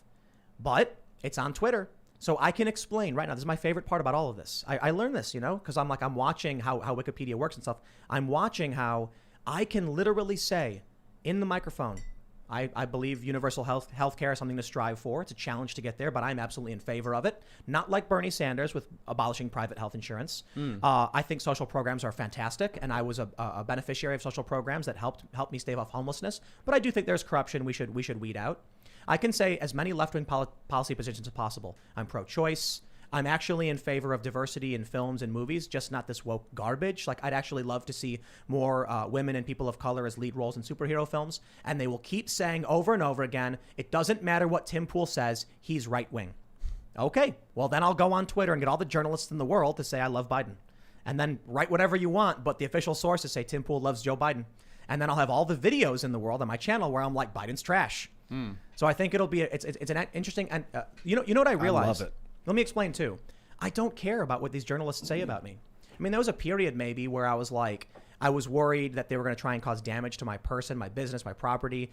And now I'm just like, I really don't care. Part of it's because when you have the microphone and a TV show of your own, it doesn't really matter what other people say because people are coming to you directly for the source. So you can always talk about that's how Rogan's navigated it throughout the years. It's just like, come on, guys. Well, like, people know who I'll you clarify too, like deliberate attempts to destroy my business and defame and slander and those things. Absolutely, I will reject, resist, and if I have to, file court cases, right? I'm just saying, like, when they say insane things about me, like, that are opinions, Tim Pool is right-wing and, whatever, and we don't like him, and he's an idiot, I'm like, okay, I don't care if you insult me. I don't care if you don't like my opinions. You can say nasty things about me, fine, whatever. But I can break the system. You know what I mean? I guess you just have to not care about Twitter, and I just really don't. Yeah, not take it too seriously. Internet in general and, like, the way people feel about you, it's really, as long as you have access to communicate with people, that's the key. I think when your rights are threatened and you're threatened with prison and like being removed from society, that's very dangerous. But as long as you're a free citizen, like I used to tweet my work. I used to tweet links to YouTube videos. I used to be like, here's my latest video. And I realized it didn't do anything for me. It just resulted in haters hating on me, tweeting garbage. So I just like, why am I bothering with this website? I could put out a tweet. It's the meme of Twitter. I could put out a tweet where I'm like, having a great, what did I tweet? I was like, I want to get chickens. And people are like, you're so dumb. You're an idiot. Okay. Chickens are stupid. You're stupid. And I'm like, what's the point of telling people I want chickens? What is the upside to being like, we're building Chicken City? On this show, we get critical comments, but most people are like, we're enjoying the content, Tim. Enjoy watching your show. Twitter is a place where you can go and yell at somebody. So I'm like, all right, let's have fun with it. Let's just go nuts. Journalists take this stuff seriously and they don't do fact checking or research. All right, I'll start saying a bunch of weird stuff and just see. I got to be honest. I didn't realize it was going to happen in like 3 days. You know what I mean? Yeah. 3 days. Tim Pool calls for impeaching the Queen. That's right. Well, firstly, I agree with you. I think that would be cool if the British Parliament rewrote their constitution and they don't have one. Impeach their Queen. Don't they have an a unwritten parliamentary constitution? Oh, well, they should write one. No, they don't have a written Take constitution. a cue, guys. So it's what just happened? Hey, can we talk about that story for a minute? What happened? Prince Harry and his wife Meghan called out the Queen for being racist. No, Not the Queen. Oh. I'm not talking. Fake news? No, royal family garbage. Yeah. We fought a war to not have to Sad. care Right. about. She's the like royal 90 Seriously. though, isn't she? She's abdicating or something. Oh, okay. Yeah. Let me segue this into something I think is much better. I sang the Royal garbage. Is that what you called it? what? Royal Family garbage. Yeah, it's true. So Guess I have to do another cleanup in the UK. Right? Seriously. comes to Parliament, Global. comes to Buckingham Palace. The media industry is collapsing. It's called the Trump Slump. So I saw these stories, and in line with me just like not really caring, I just tweeted the lines to that song, I Don't Want to Set the World on Fire. I think it's called that. Oh yeah. Don't want to set the From world Fallout. on fire. Beautiful I just song. want to start a flame in your heart. And it's an image of Huffington Post laying people off, followed by The Intercept saying, since Trump left office, our memberships and revenue has dropped precipitously. CNN primetime ratings collapsing. Oh, no. More than 100 workers laid off from NBC. Bloomberg laying people off. Pandemic slams Sinclair broadcast layoffs. Then we have Hallmark Channel, which is not super news. And then news sites show early sign of post-Trump Yep. slump. This is it. Without Donald Trump, they will not exist. I love how people are like, good song, that's great. And then people are commenting, Fallout, whatever, because the song's from Great Fallout. game. But these are just a small sampling of the Trump slump. Yeah. Without Donald Trump to attack and degrade, they have nothing. The best. I got to read this for you guys. From The Intercept. Since Donald Trump left office on January 20th, donations to The Intercept have gone down sharply. After years of steady growth, last month brought fewer newer members than we've seen in more than 2 years. Similar trends are being reported across media and progressive politics. While Trump railed against journalists as the enemy of the people, grassroots outrage over Trump's corruption, racism, and incompetence fueled a spike in ratings, subscriptions, and fundraising that became known in the industry as the Trump bump. Well, I can say this. My respect to The Intercept for admitting they were just monetizing people's anger at Donald Trump, and that now that he is gone, they're desperate and aren't making any money. They drove out Glenn Greenwald because Glenn Greenwald was critical of the Democrats and Joe Biden. So he ended up having to resign from his own outlet. Now, who wants to give any money? But I'll tell you what the crazy thing is. You got Matt Taibbi, Glenn Greenwald. Matt Taibbi, formerly of Rolling Stone. Glenn Greenwald, founder, formerly of The Intercept. They started something called a Substack, where they write now on their own with no, boss telling what they can or can't say, and people pay directly. I am a proud paying subscriber to both Glenn and Matt because I think they do amazing jobs. I've been critical of Glenn Greenwald in the past. I do not think he's perfect, but I respect him for being consistent, for talking about what he believes, for writing these stories. And it was a tremendous sign of integrity when he walked from The Intercept, his own company, because they were trying to suppress negative information on the Bidens. Well, the Trump slump is here. Any of you surprised? Not at all. I think this is the Democrat Party on full display, right? You want to keep a problem around without actually solving it so you can point at the problem and say, hey, we need more money or more of this in order to solve this, but they never do. And now that President Trump is gone, Well, the Trump slump is here. Oh, man, it's hilarious. I said, like a month before the election, the best thing for Democrats would be if Trump wins. Because the establishment right now has tacit support from the progressives because they all hate Trump. That's the only thing unifying them. And the media will cease to exist without Donald Trump. I mean that figuratively. The ratings will collapse and there will be a bloodbath. There will be layoffs. There will be business, newsrooms will close down. And it's happening. It was like a lot of people probably wanted Trump out of office so they could go back to sleep consciously. Regular people. Yeah. I think with the media, it's the goose that laid the golden egg. Donald Trump was laying golden eggs on Twitter every day. Daily. Hourly. Yes. Sometimes too much. But the media was able to use all of it. The obsession with Trump. It's an amazing thing. I'd love to get an objective, academic review from a legitimate academic on the Trump psychological effects on people. Why everyone was so obsessed with knowing what he was doing or thinking. Even look, he's a celebrity, right? The Apprentice. People just love the idea of Donald Trump. What did Barack Obama say? The American dream is to beat Trump. He said that in the 90s or whatever. Donald Trump was the guy, the symbol of American success, the golden toilet he has in his condo up in Trump Tower. There was an obsession with him. And when he ran for office, and even before he won, the people who hate him they loved to hate him. Yeah, he was like a hard worker, very fiscally successful, came from a hard family. His dad was also a very hard worker since he was 14. But he was a jerk and a mean, I don't know him personally. No, his dad was apparently. Yeah. And so was Donald. He had a lot of those dislikable, angry. He'd get angry. Trump? Whatever. Yeah. I've not heard that. I haven't heard a lot. I don't know him. So it's hard to say, but he would say stuff that was very crass and rude. And so it was the dichotomy of a very successful businessman that really the American dream, but also a crude dude. In his campaigns, right? And in his private conversations that get released, you hear Trump as a rude and crude dude. And a rude, crude, lewd dude. But I went to Trump Tower, during the campaign. And I went to his ice cream shop there in New York. And they have the steakhouse. And I just asked people, I was like, hey, have you ever seen Trump down here? The employees say, yeah, of course. And I was like, what do you think? And he's awesome. Yeah? And they would tell me stories about how he would come down with a stack of $100 bills and just hand them out to everybody.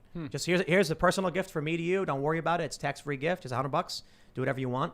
There's even a video after he left office recently in the past couple of weeks where he walks up to some lady and he hands her a $50 bill and he smiles and she's like, oh my, thank you. Wow. The stories I've heard about Donald Trump in private are always that he's a really calm and nice guy. That's about it. The people who worked there seemed to enjoy working for him. They said he was great. They loved it when he was around because it meant he was going to come and hook them up and take care of them. But then when it came to the presidency, Trump did say a lot of things that really aggravated a lot of people. He said a lot of things that I wasn't a big fan of. Maybe Trump was always like that. He tweeted a lot about Obama and birtherism and stuff like that. Not a fan of any of that. So I definitely think he's a rude, crude, and lewd dude. But when people saw him in person, he seemed to have been genuinely nice to them. Super charismatic. Yeah, easy to like. Also easy to hate. It was kind of depending on what he felt like doing for the day, Yeah. I think it's more so if you're mean to him, he gets really angry and then he's vengeful, back. Probably very vengeful, vindictive. I don't know about vengeful. So I heard that he actually paid somebody's medical bills. Do you guys know if that's true? I mean, probably. I wouldn't be surprised. Wasn't there was a big story Super about generous guy. Yeah. Well, look, it's easy to be generous when you're rich. Of I don't care if it's Trump or Oprah. But yeah, it's true. He was born into it too. Born into just a multi-million-dollar industry. Yeah. So, but he did work to continue it, I think. I don't know. Do you know much about his fiscal life? Did he just kind of maintain the business, or did he grow? He grew to new heights. He started his own business. He got a loan from his dad. He started his own real estate company, and it was bigger and more successful than his dad's company. Nice. And the haters, it's just. I don't think it's easy to be generous when you're rich. I think you're generous, but it's not. Being generous is not everyone is. It's like Oprah gives away cars and stuff, and everyone's like, "Wow, it's so nice of her." No. It's the companies pay for it. The companies are like, "Oprah, will you give away our cars so that we can get more people to drive these cars?" It's an ad campaign. There's lots of rich people that don't do that, though. Sure. The thing about Trump that I don't like is, dude, don't make me say something that's not true. I can't stand that. So when they were like, Trump's a failed businessman, he bankrupted a casino, and I'm like, all of these casinos went bankrupt.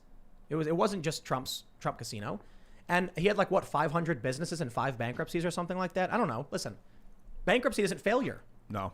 Bankruptcy means that you don't got to pay back your debtors and you get to keep your business. Your business. It's a protection. Lots of people are encouraged to do it. If they have too much credit card debt, Right. you're better off declaring bankruptcy and then waiting out the 7 years, getting it off your credit But record. it's not even that. It's the idea like if you have a business and you have more liabilities than revenue and your business will fail if you lose access to certain things, you declare bankruptcy, you get protected and your business operates to try and recover.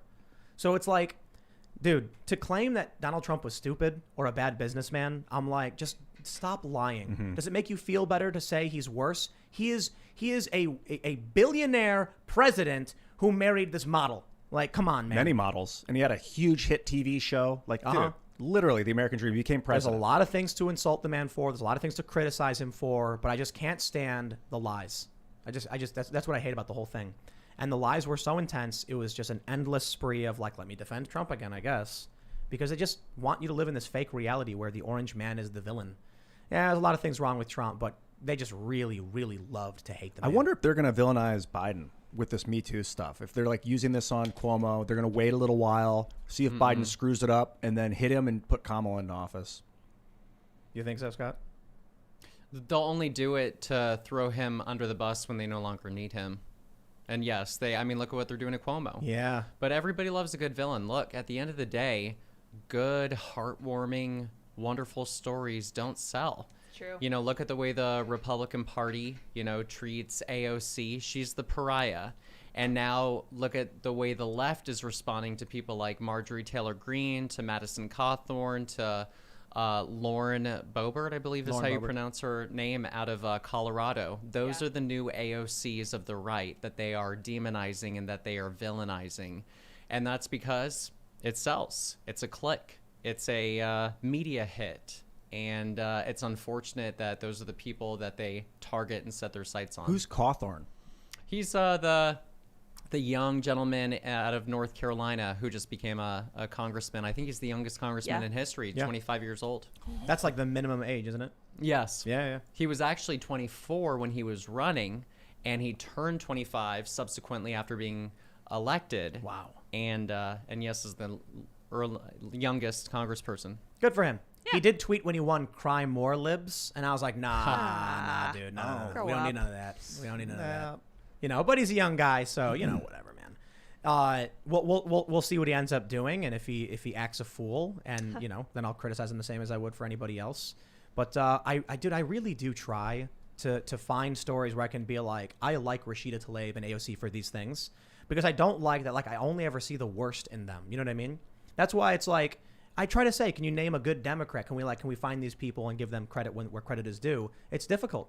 I'll give credit what AOC did in Texas. I mean, look, anybody can say, oh, she should be focusing on her district. She should be focusing on New York. Look, it's an objectively good thing that she raised and helped raise millions of dollars for the people of Texas. That is objectively good, and nobody can say otherwise. And quite frankly, where were Republicans on the right doing the same thing? Now, I did see some people who were out organizing food and delivering food and doing things like that, but where were people on the right getting millions of dollars like the left did?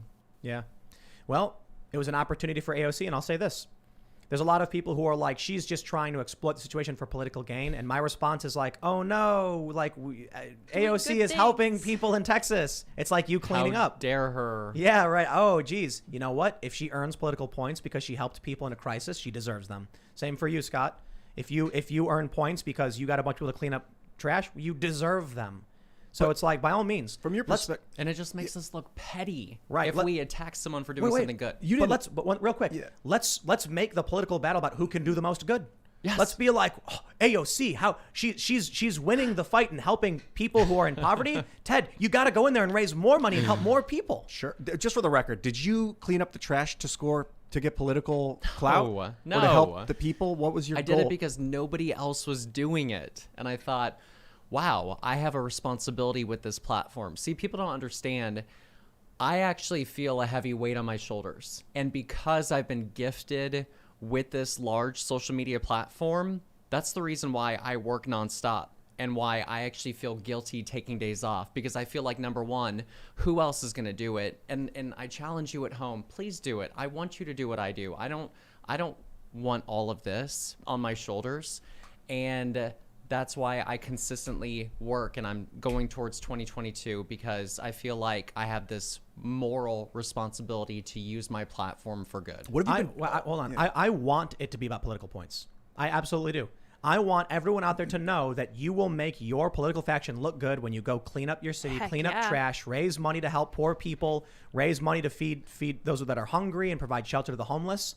I want each and every person. AOC, I believe, deserves tremendous respect for all of everything that she did in helping these people and raising this money. I agree. And now I challenge Republicans to high five her and say, we're going to win the competition next time because we're going to help even more people than you helped.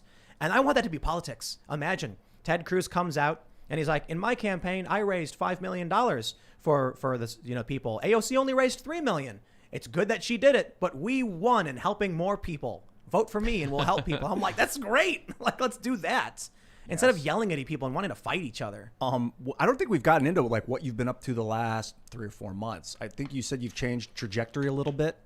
I have. So very much like after the 2016 elections, Hillary Clinton had some ideas of why she lost the election, but the Democrats were really smart, right? What they did is they changed the law legally, and they started ballot harvesting in California. And because of that, all of Orange County went blue, right? It wasn't witchcraft. It wasn't shenanigans. They changed the law legally.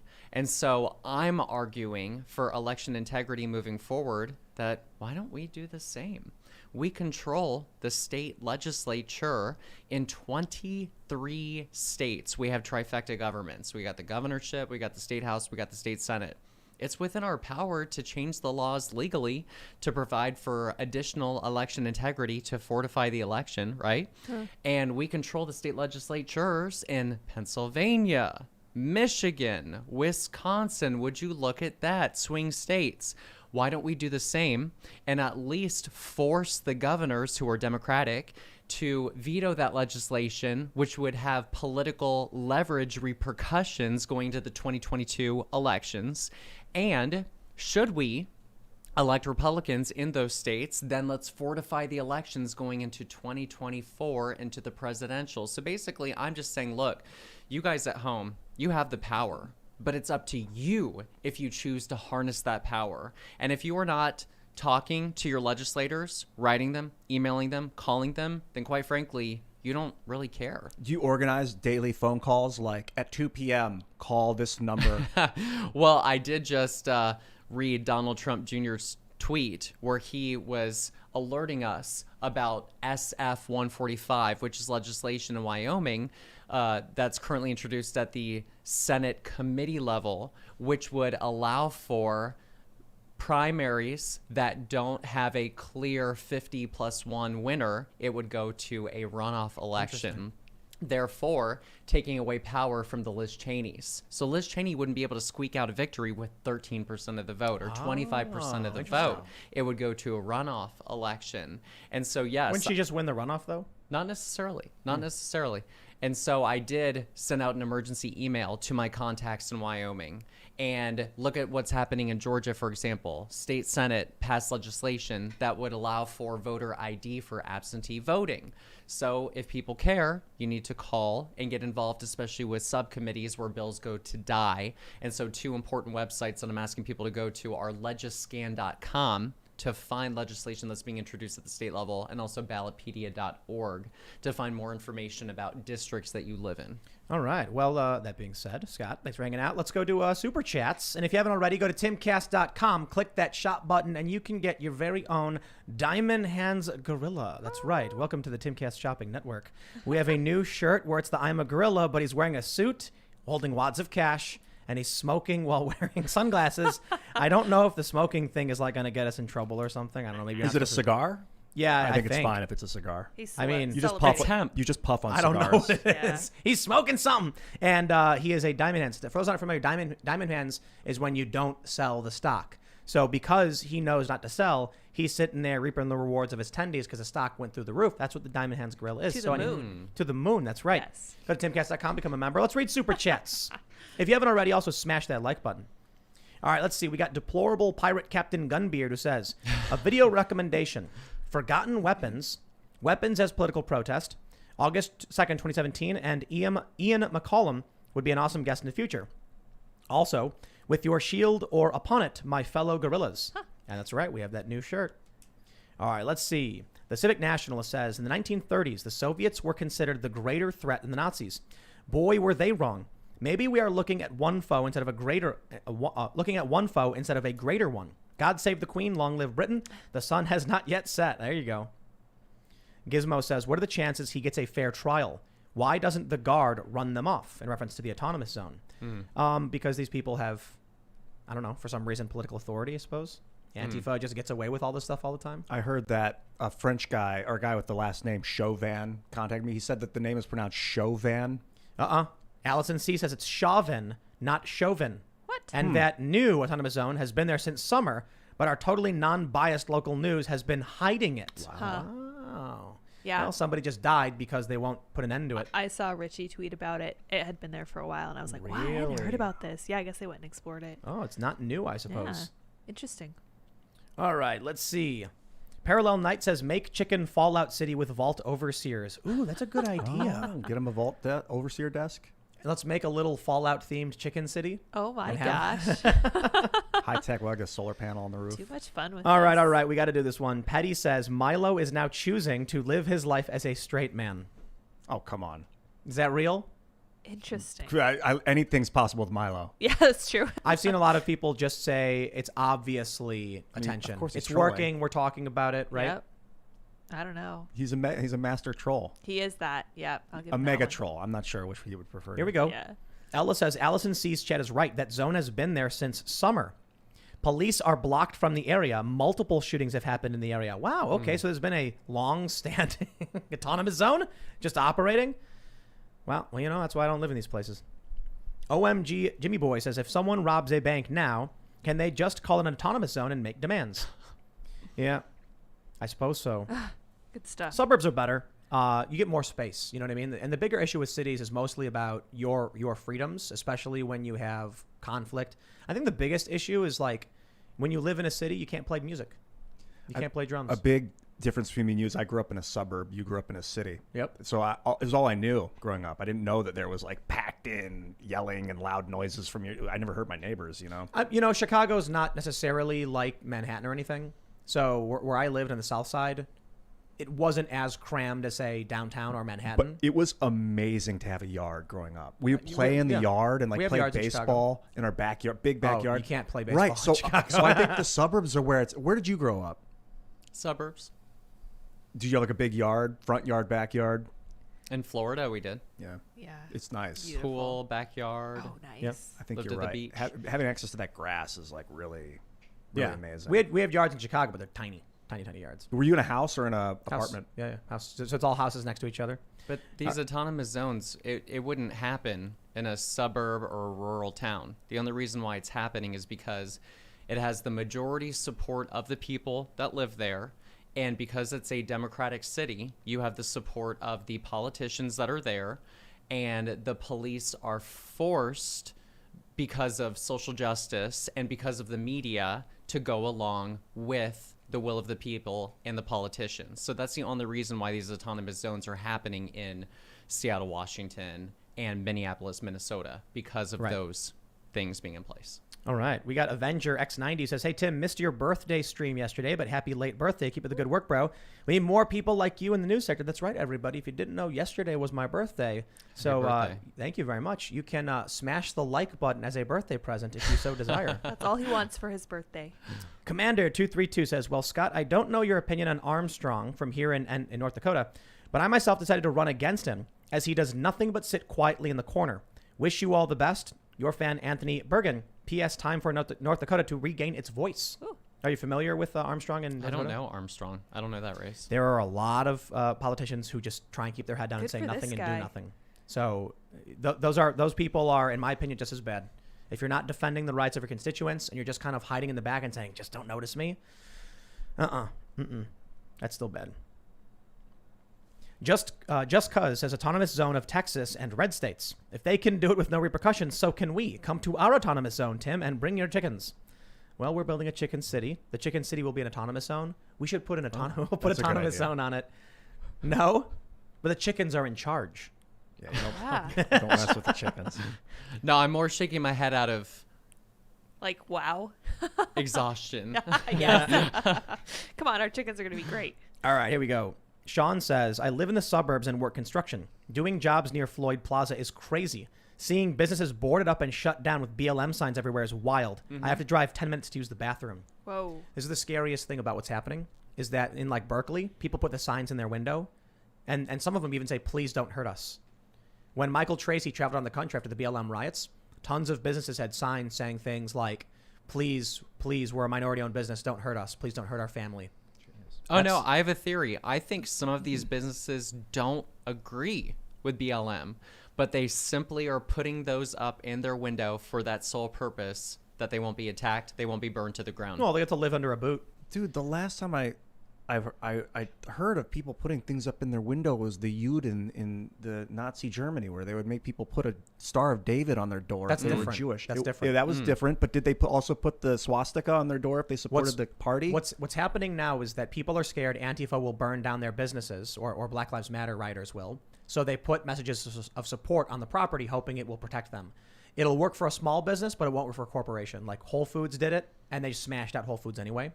But the smaller businesses, it's a sign of like fealty. Essentially, you're bending the knee as a coward, begging these violent psychopaths, begging them, please, I'm so weak and pathetic that if I just agree with whatever you say, you'll leave me alone. And they eventually just come and take everything and burn it down anyway. So they think these people who think putting the sign in their window and then dropping to their knees and keeping their head down will keep them safe are just wrong.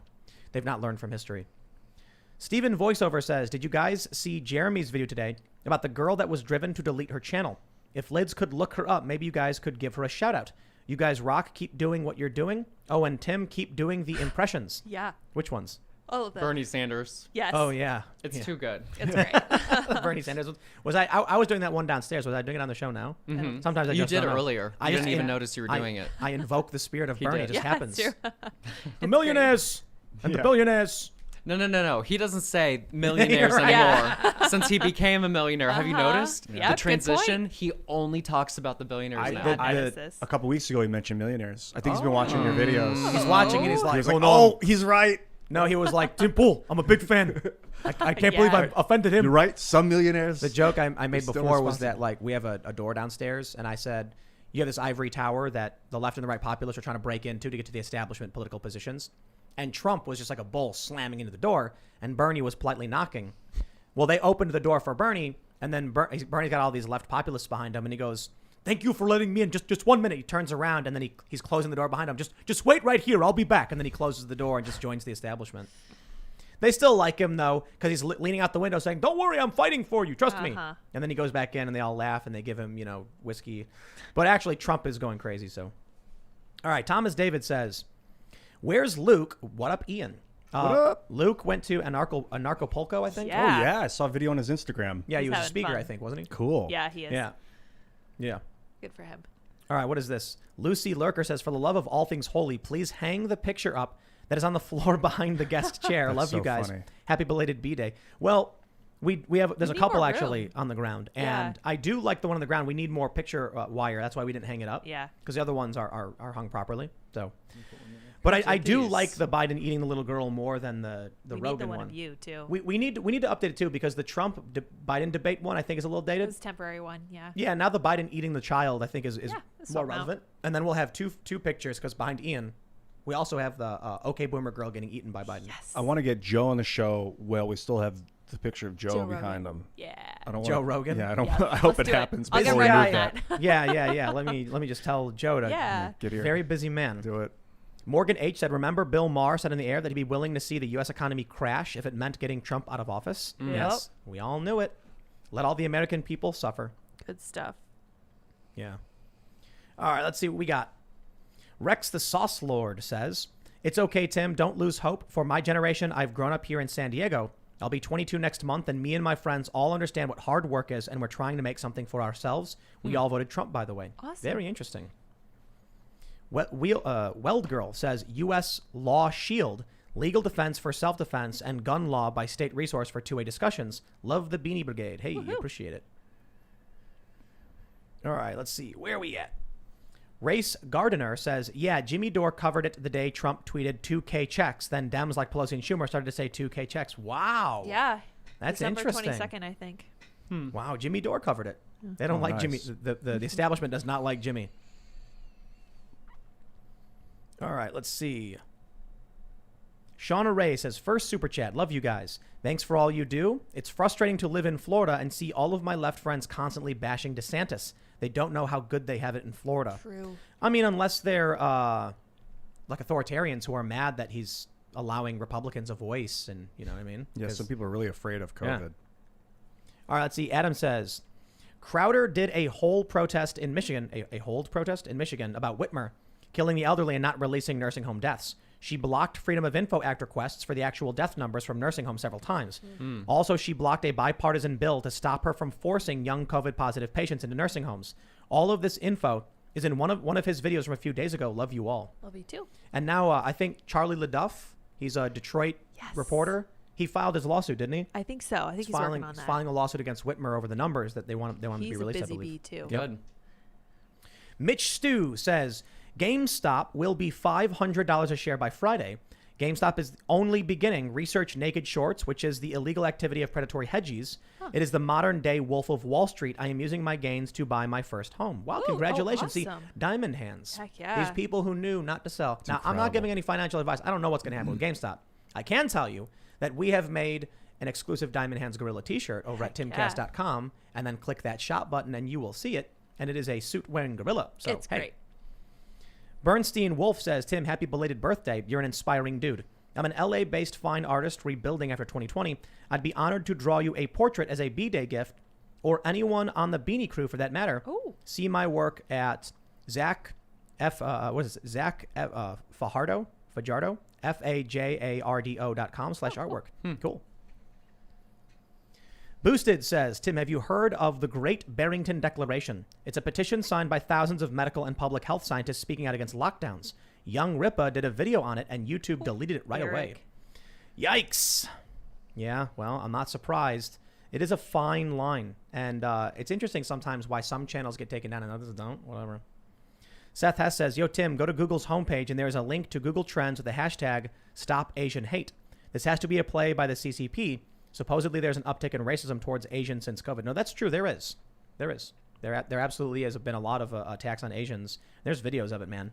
I mean, stuff happens. You know what I mean? Like, racism is bad. Racism happens. The problem I have with it was when you have a bunch of lefties go out and protest white nationalism, when the people who were, in this specific case, the guy who attacked the Asian guy was a black dude. I don't think race matters. I think stop attacking people based on race.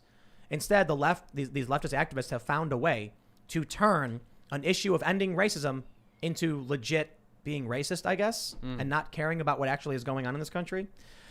It is what it is, man. X says nuclear power is technically not renewable. It's just basically endlessly sustainable and environmentally friendly, especially after fusion. Well, that would be great. Yeah, and endless isn't quite accurate, but because it goes for so long, it seems Right. endless in the short term. Okay, so Denman says Fukushima was an aged-out reactor that didn't have passive cooling. Modern reactors are designed to cool without needing to be running. Interesting. Jim Jam says the elites think that if they can get to you, the elites think that if they can get you to do without it, it offsets their footprint and they are good. Look at Bill Gates' interview about his book. He says so plain as day. It's very simple. Think about how many carbon emissions are made by a private jet. How many people have to not fly in order for you to keep using your private jet? All of That's us. the plan. Yep. That's it. Yeah, right. Eco Sophist says, Tim and Ian, fusion tech is 20 years away and always will be. Yeah. See if John Michael Greer will come to the studio. They always say that. It's like John Michael Greer? John Yeah. Michael Greer. Yeah. Maybe that's the key. Yeah. Gizmo says, can you prove climate change is man-made and not just the cyclical nature change of climate? Ice Age, the climate of dinosaurs, even 200 years ago, the climate constantly changes without man. I'm not going to assume there's a grand conspiracy of all of these different countries and everything. You know, when you look at the carbon emissions in the atmosphere, there's a major spike. And I think it's fair to say that will contribute in some capacity. But all I can really do is trust what we view as modern science to a certain degree. Not blindly. I don't blindly trust anything. But what am I supposed to do? What's the average person supposed to do? I think it is a natural cycle, and humans are part of the natural cycle. Our technology, although it seems metallic and electric and synthetic, is part of the natural cycle. But like volcanoes and cometary impacts cause massive amounts of global warming. If you look at the firestorm 12,800 years ago that melted the ice caps, so it's definitely cyclical. If you look at the nature of ice ages, it's cyclical. It goes up and down and up and down, and so it seems like it. I don't know, man. I'm not a climatologist, and I usually only defer to experts. So that's why the show's fairly milquetoast, I guess, because I don't come out and say, I know better than academic literature for the most part. That tends to be the case, and a lot of people don't like it, especially on the left when they try and claim things like biological sex doesn't exist. I'm like, I'm sorry, dude. The academic literature says one thing, and I'm not the scientist, so I'm just going to go by. And they try and make all these, it's sophistry often when they make their arguments. You need to do better and just go around telling people, how dare you? Yes. Yeah. China's allowed to have coal power plants, Yeah. bro. You're not. It's so weird. Kale McKee says Gates has purchased a large portion of railway in Canada. If the pipe gets laid, less money for the Gates. Also, Mr. Presler, it might feel like you're on a talk show, but you're the new news. Ooh, Excellent. I'll take that. I think so. Kenny Jackson says Elysium Industries' molten salt fast reactor literally eats spent nuclear fuel to create power. Look it up, please. It's fascinating. That's amazing. Jav Tandez says Chernobyl, Fukushima, and 3 Mile Island sound like a few small examples. But the issue is that the damage nuclear leaks caused and continue to cause is disproportionate when compared to oil spills. Disproportionate in terms of, like, not that much.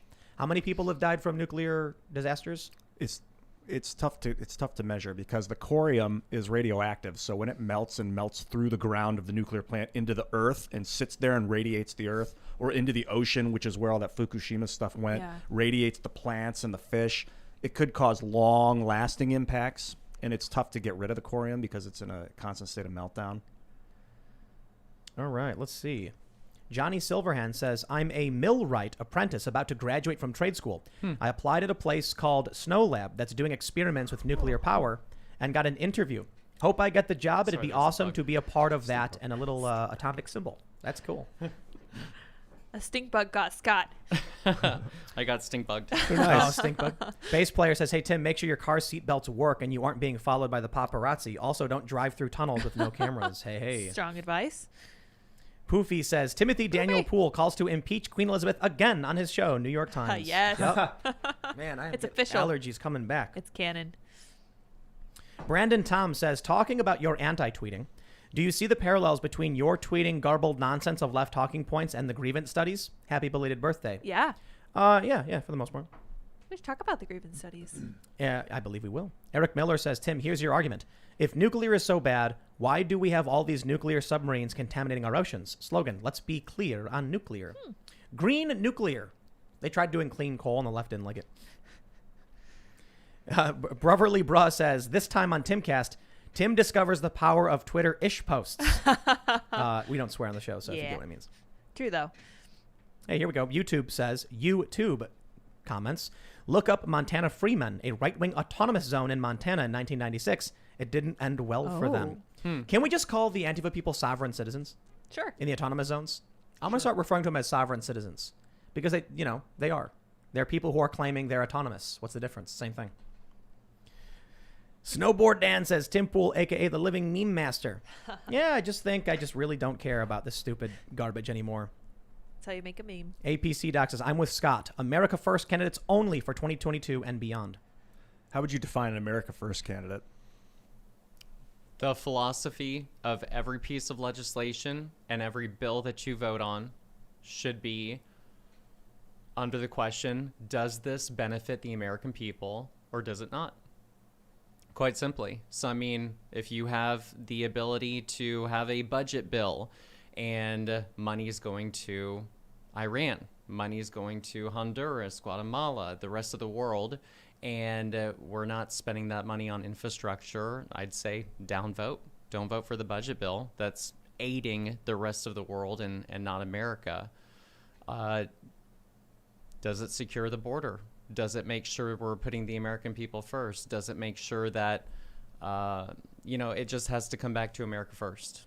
There's this Christian philosophy from Jesus. One of the things he said is take the plank. We talked about this last night. Take the plank out of your own eye before you try and take the mote of dust out of your friends. Yeah. Neighbor's eye. All right. Josh Codes IRL says, Scott, thanks so much for sending me info after the League City event. You inspired me to get involved and start wearing conservative gear while doing neighborhood cleanups and trying to register voters. I'm so happy. Awesome. There you go. I'm so thrilled.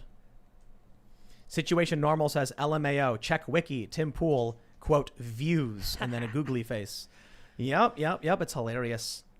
It's like, figure that one out, I guess. All right, let's see.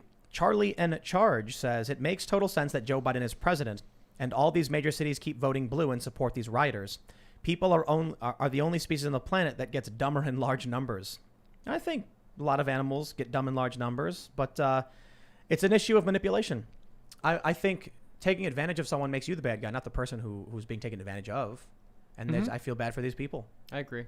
But at a certain point, the people who know what they're doing, they're the bad guys, All right, let's see. Ives D says, love you, Scott. Would love if you could give a birthday shout to my friend Carrie. Hi, Carrie. This is Scott Presler. I just wanted to say happy birthday to you. This is your official shout out on Timcast. Yeah. Right on. Woo.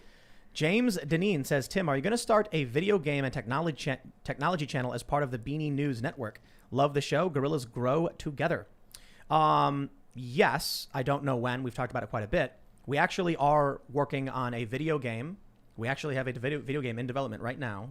So I've long talked about we're making a video game.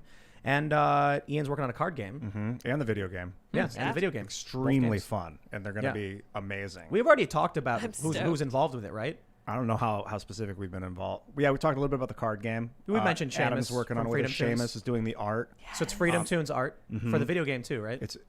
For the video game too. It's going to be incredible. I mean, I've been working on level design and development of the video game for the last 2 or 3 weeks. It's just so exciting watching the advancements. And It's really cool. I guess what it would a procedurally generated roguelike game. So it's going to be funny. I don't know how much we should say just yet, but the game's getting there, Good and stuff. it's going to be a whole lot of fun. It's going to be one of the best games ever made. And as for technology, I'm totally into doing server builds and computer builds and all these. We have some amazing technologists in house that I think we could really utilize. Grayson Dennis says, Timcast IRL, my disappointment is immeasurable and my day is ruined. Just saw the Diamond Hands Gorilla t-shirt, and I can't believe you didn't give him actual diamond hands. I couldn't I'd buy either. that shirt. I Right. thought that was too on the nose. No, it's great. To give him actual diamond hands would just be over the top. We'll have to make a superhero, the evolution of the gorilla into a superhero with diamond skin. We are working on the Love Yourself one. The problem is, we've gone through a couple different designs, and it's how do you make it about loving yourself? Yeah. It's just a gorilla going, yeah, I'm a gorilla, and so we're trying a thumbs up and a wink. You but then have there's two gorillas sitting on a ledge Yeah, above a that'd be pond, cute. just hanging out. Aw. Love yourself, communication. yeah, He didn't like that idea. Eric Cheese says, fun fact, uranium glass grows green under UV light. That's likely where the idea of glowing green nuclear waste came from. Interesting. Yeah. Remember that guy who built the nuclear reactor in his garage or whatever, and he raided his house? My gosh. He's I forgot what he did, but he took, how do you pronounce it? Americium? You know what I mean? No. Americium or something. It's in smoke detectors, and then he put massive amounts, and he put it in this bucket or something, and then drilled a hole in it so it was blasting neutrons or something. And he was covered in lesions. Oh my Oh, God. no. I know. That's a bad lad. Yeah, they Take arrested that that away guy. from you. Thanks, gotta Yep. do it. Ryan Burkable says, put the gorilla in boxing gloves. I beat Godzilla. Oh, that's cool. Yeah. Michael Grant says, I made a video a while ago about nuclear power called Nuclear Power, the Only Way Forward. The main problem is that people don't know that the radiation that sticks around isn't harmful. That's the thing. It's the corium that's dangerous, not the radiation itself. Once the piece of corium that's radiating is taken away, there's no leftover danger, for the most part, that I can tell. It seems like. So you just got to somehow recover the spent fuel. Let's just do a couple more. We have Monk Mighty 420 says, sovereign citizen is an oxymoron. You can't be both a sovereign and a citizen. Happy belated birthday. Appreciate it. And then we have Jalapeno Ketchup says, love Scott Hart. There you go. We'll Yes. do one Back. more. Ryan says, go listen to Band Made. They will change your life. Oh. I will consider it, and we'll, here we go. We'll do one more. We'll do one more. Grim Soul Banisher says, hey, Tim and crew, I would love to write articles and reviews for your websites about film and games. I don't want to be paid. I just want to contribute. Would you be willing to publish? Happy late B-Day. We will be doing contributors on the site. Absolutely. It will always be paid. So, I don't like having people work and then not get something for it. So it'll always be paid. But we'll when we get to that point, the website is getting close. There will be a blog function where people can write articles and stuff like that, and we're getting there. So we'll see how things play out. But everybody, thanks for hanging out. If you haven't already, smash that like button.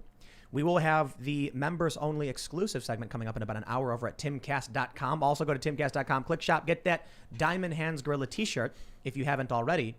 This one will probably stick around. I don't think this one will be a limited. This one might be a limited edition because we might take it down at some point because GameStop is only in the news cycle for a certain amount of time.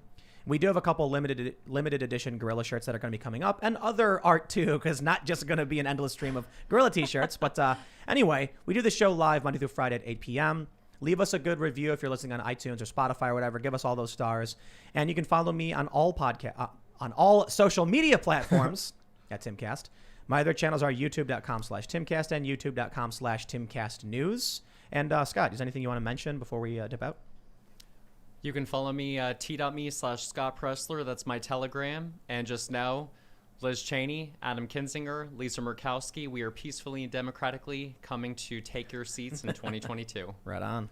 Yeah, I want to hear more about that next time, maybe. Hey, guys, I want to give a couple of shout-outs. IanCrossland.net is my website where you can go and check out all my social media accounts there. Look at the merchandise store if you like things like this cool mug that I drink out of. This is free, the code. And also to Luke Rukowski, who is in Acapulco. Yeah. WeAreChange.org. This is one Yeah. of his shirts you can get on his website. Thebestpoliticaltshirts.com, I believe it is. You go to WeAreChange.org. Thank you so much for coming. Oh, yeah, and me. I am sitting in the corner pushing buttons. I forget to push button to myself.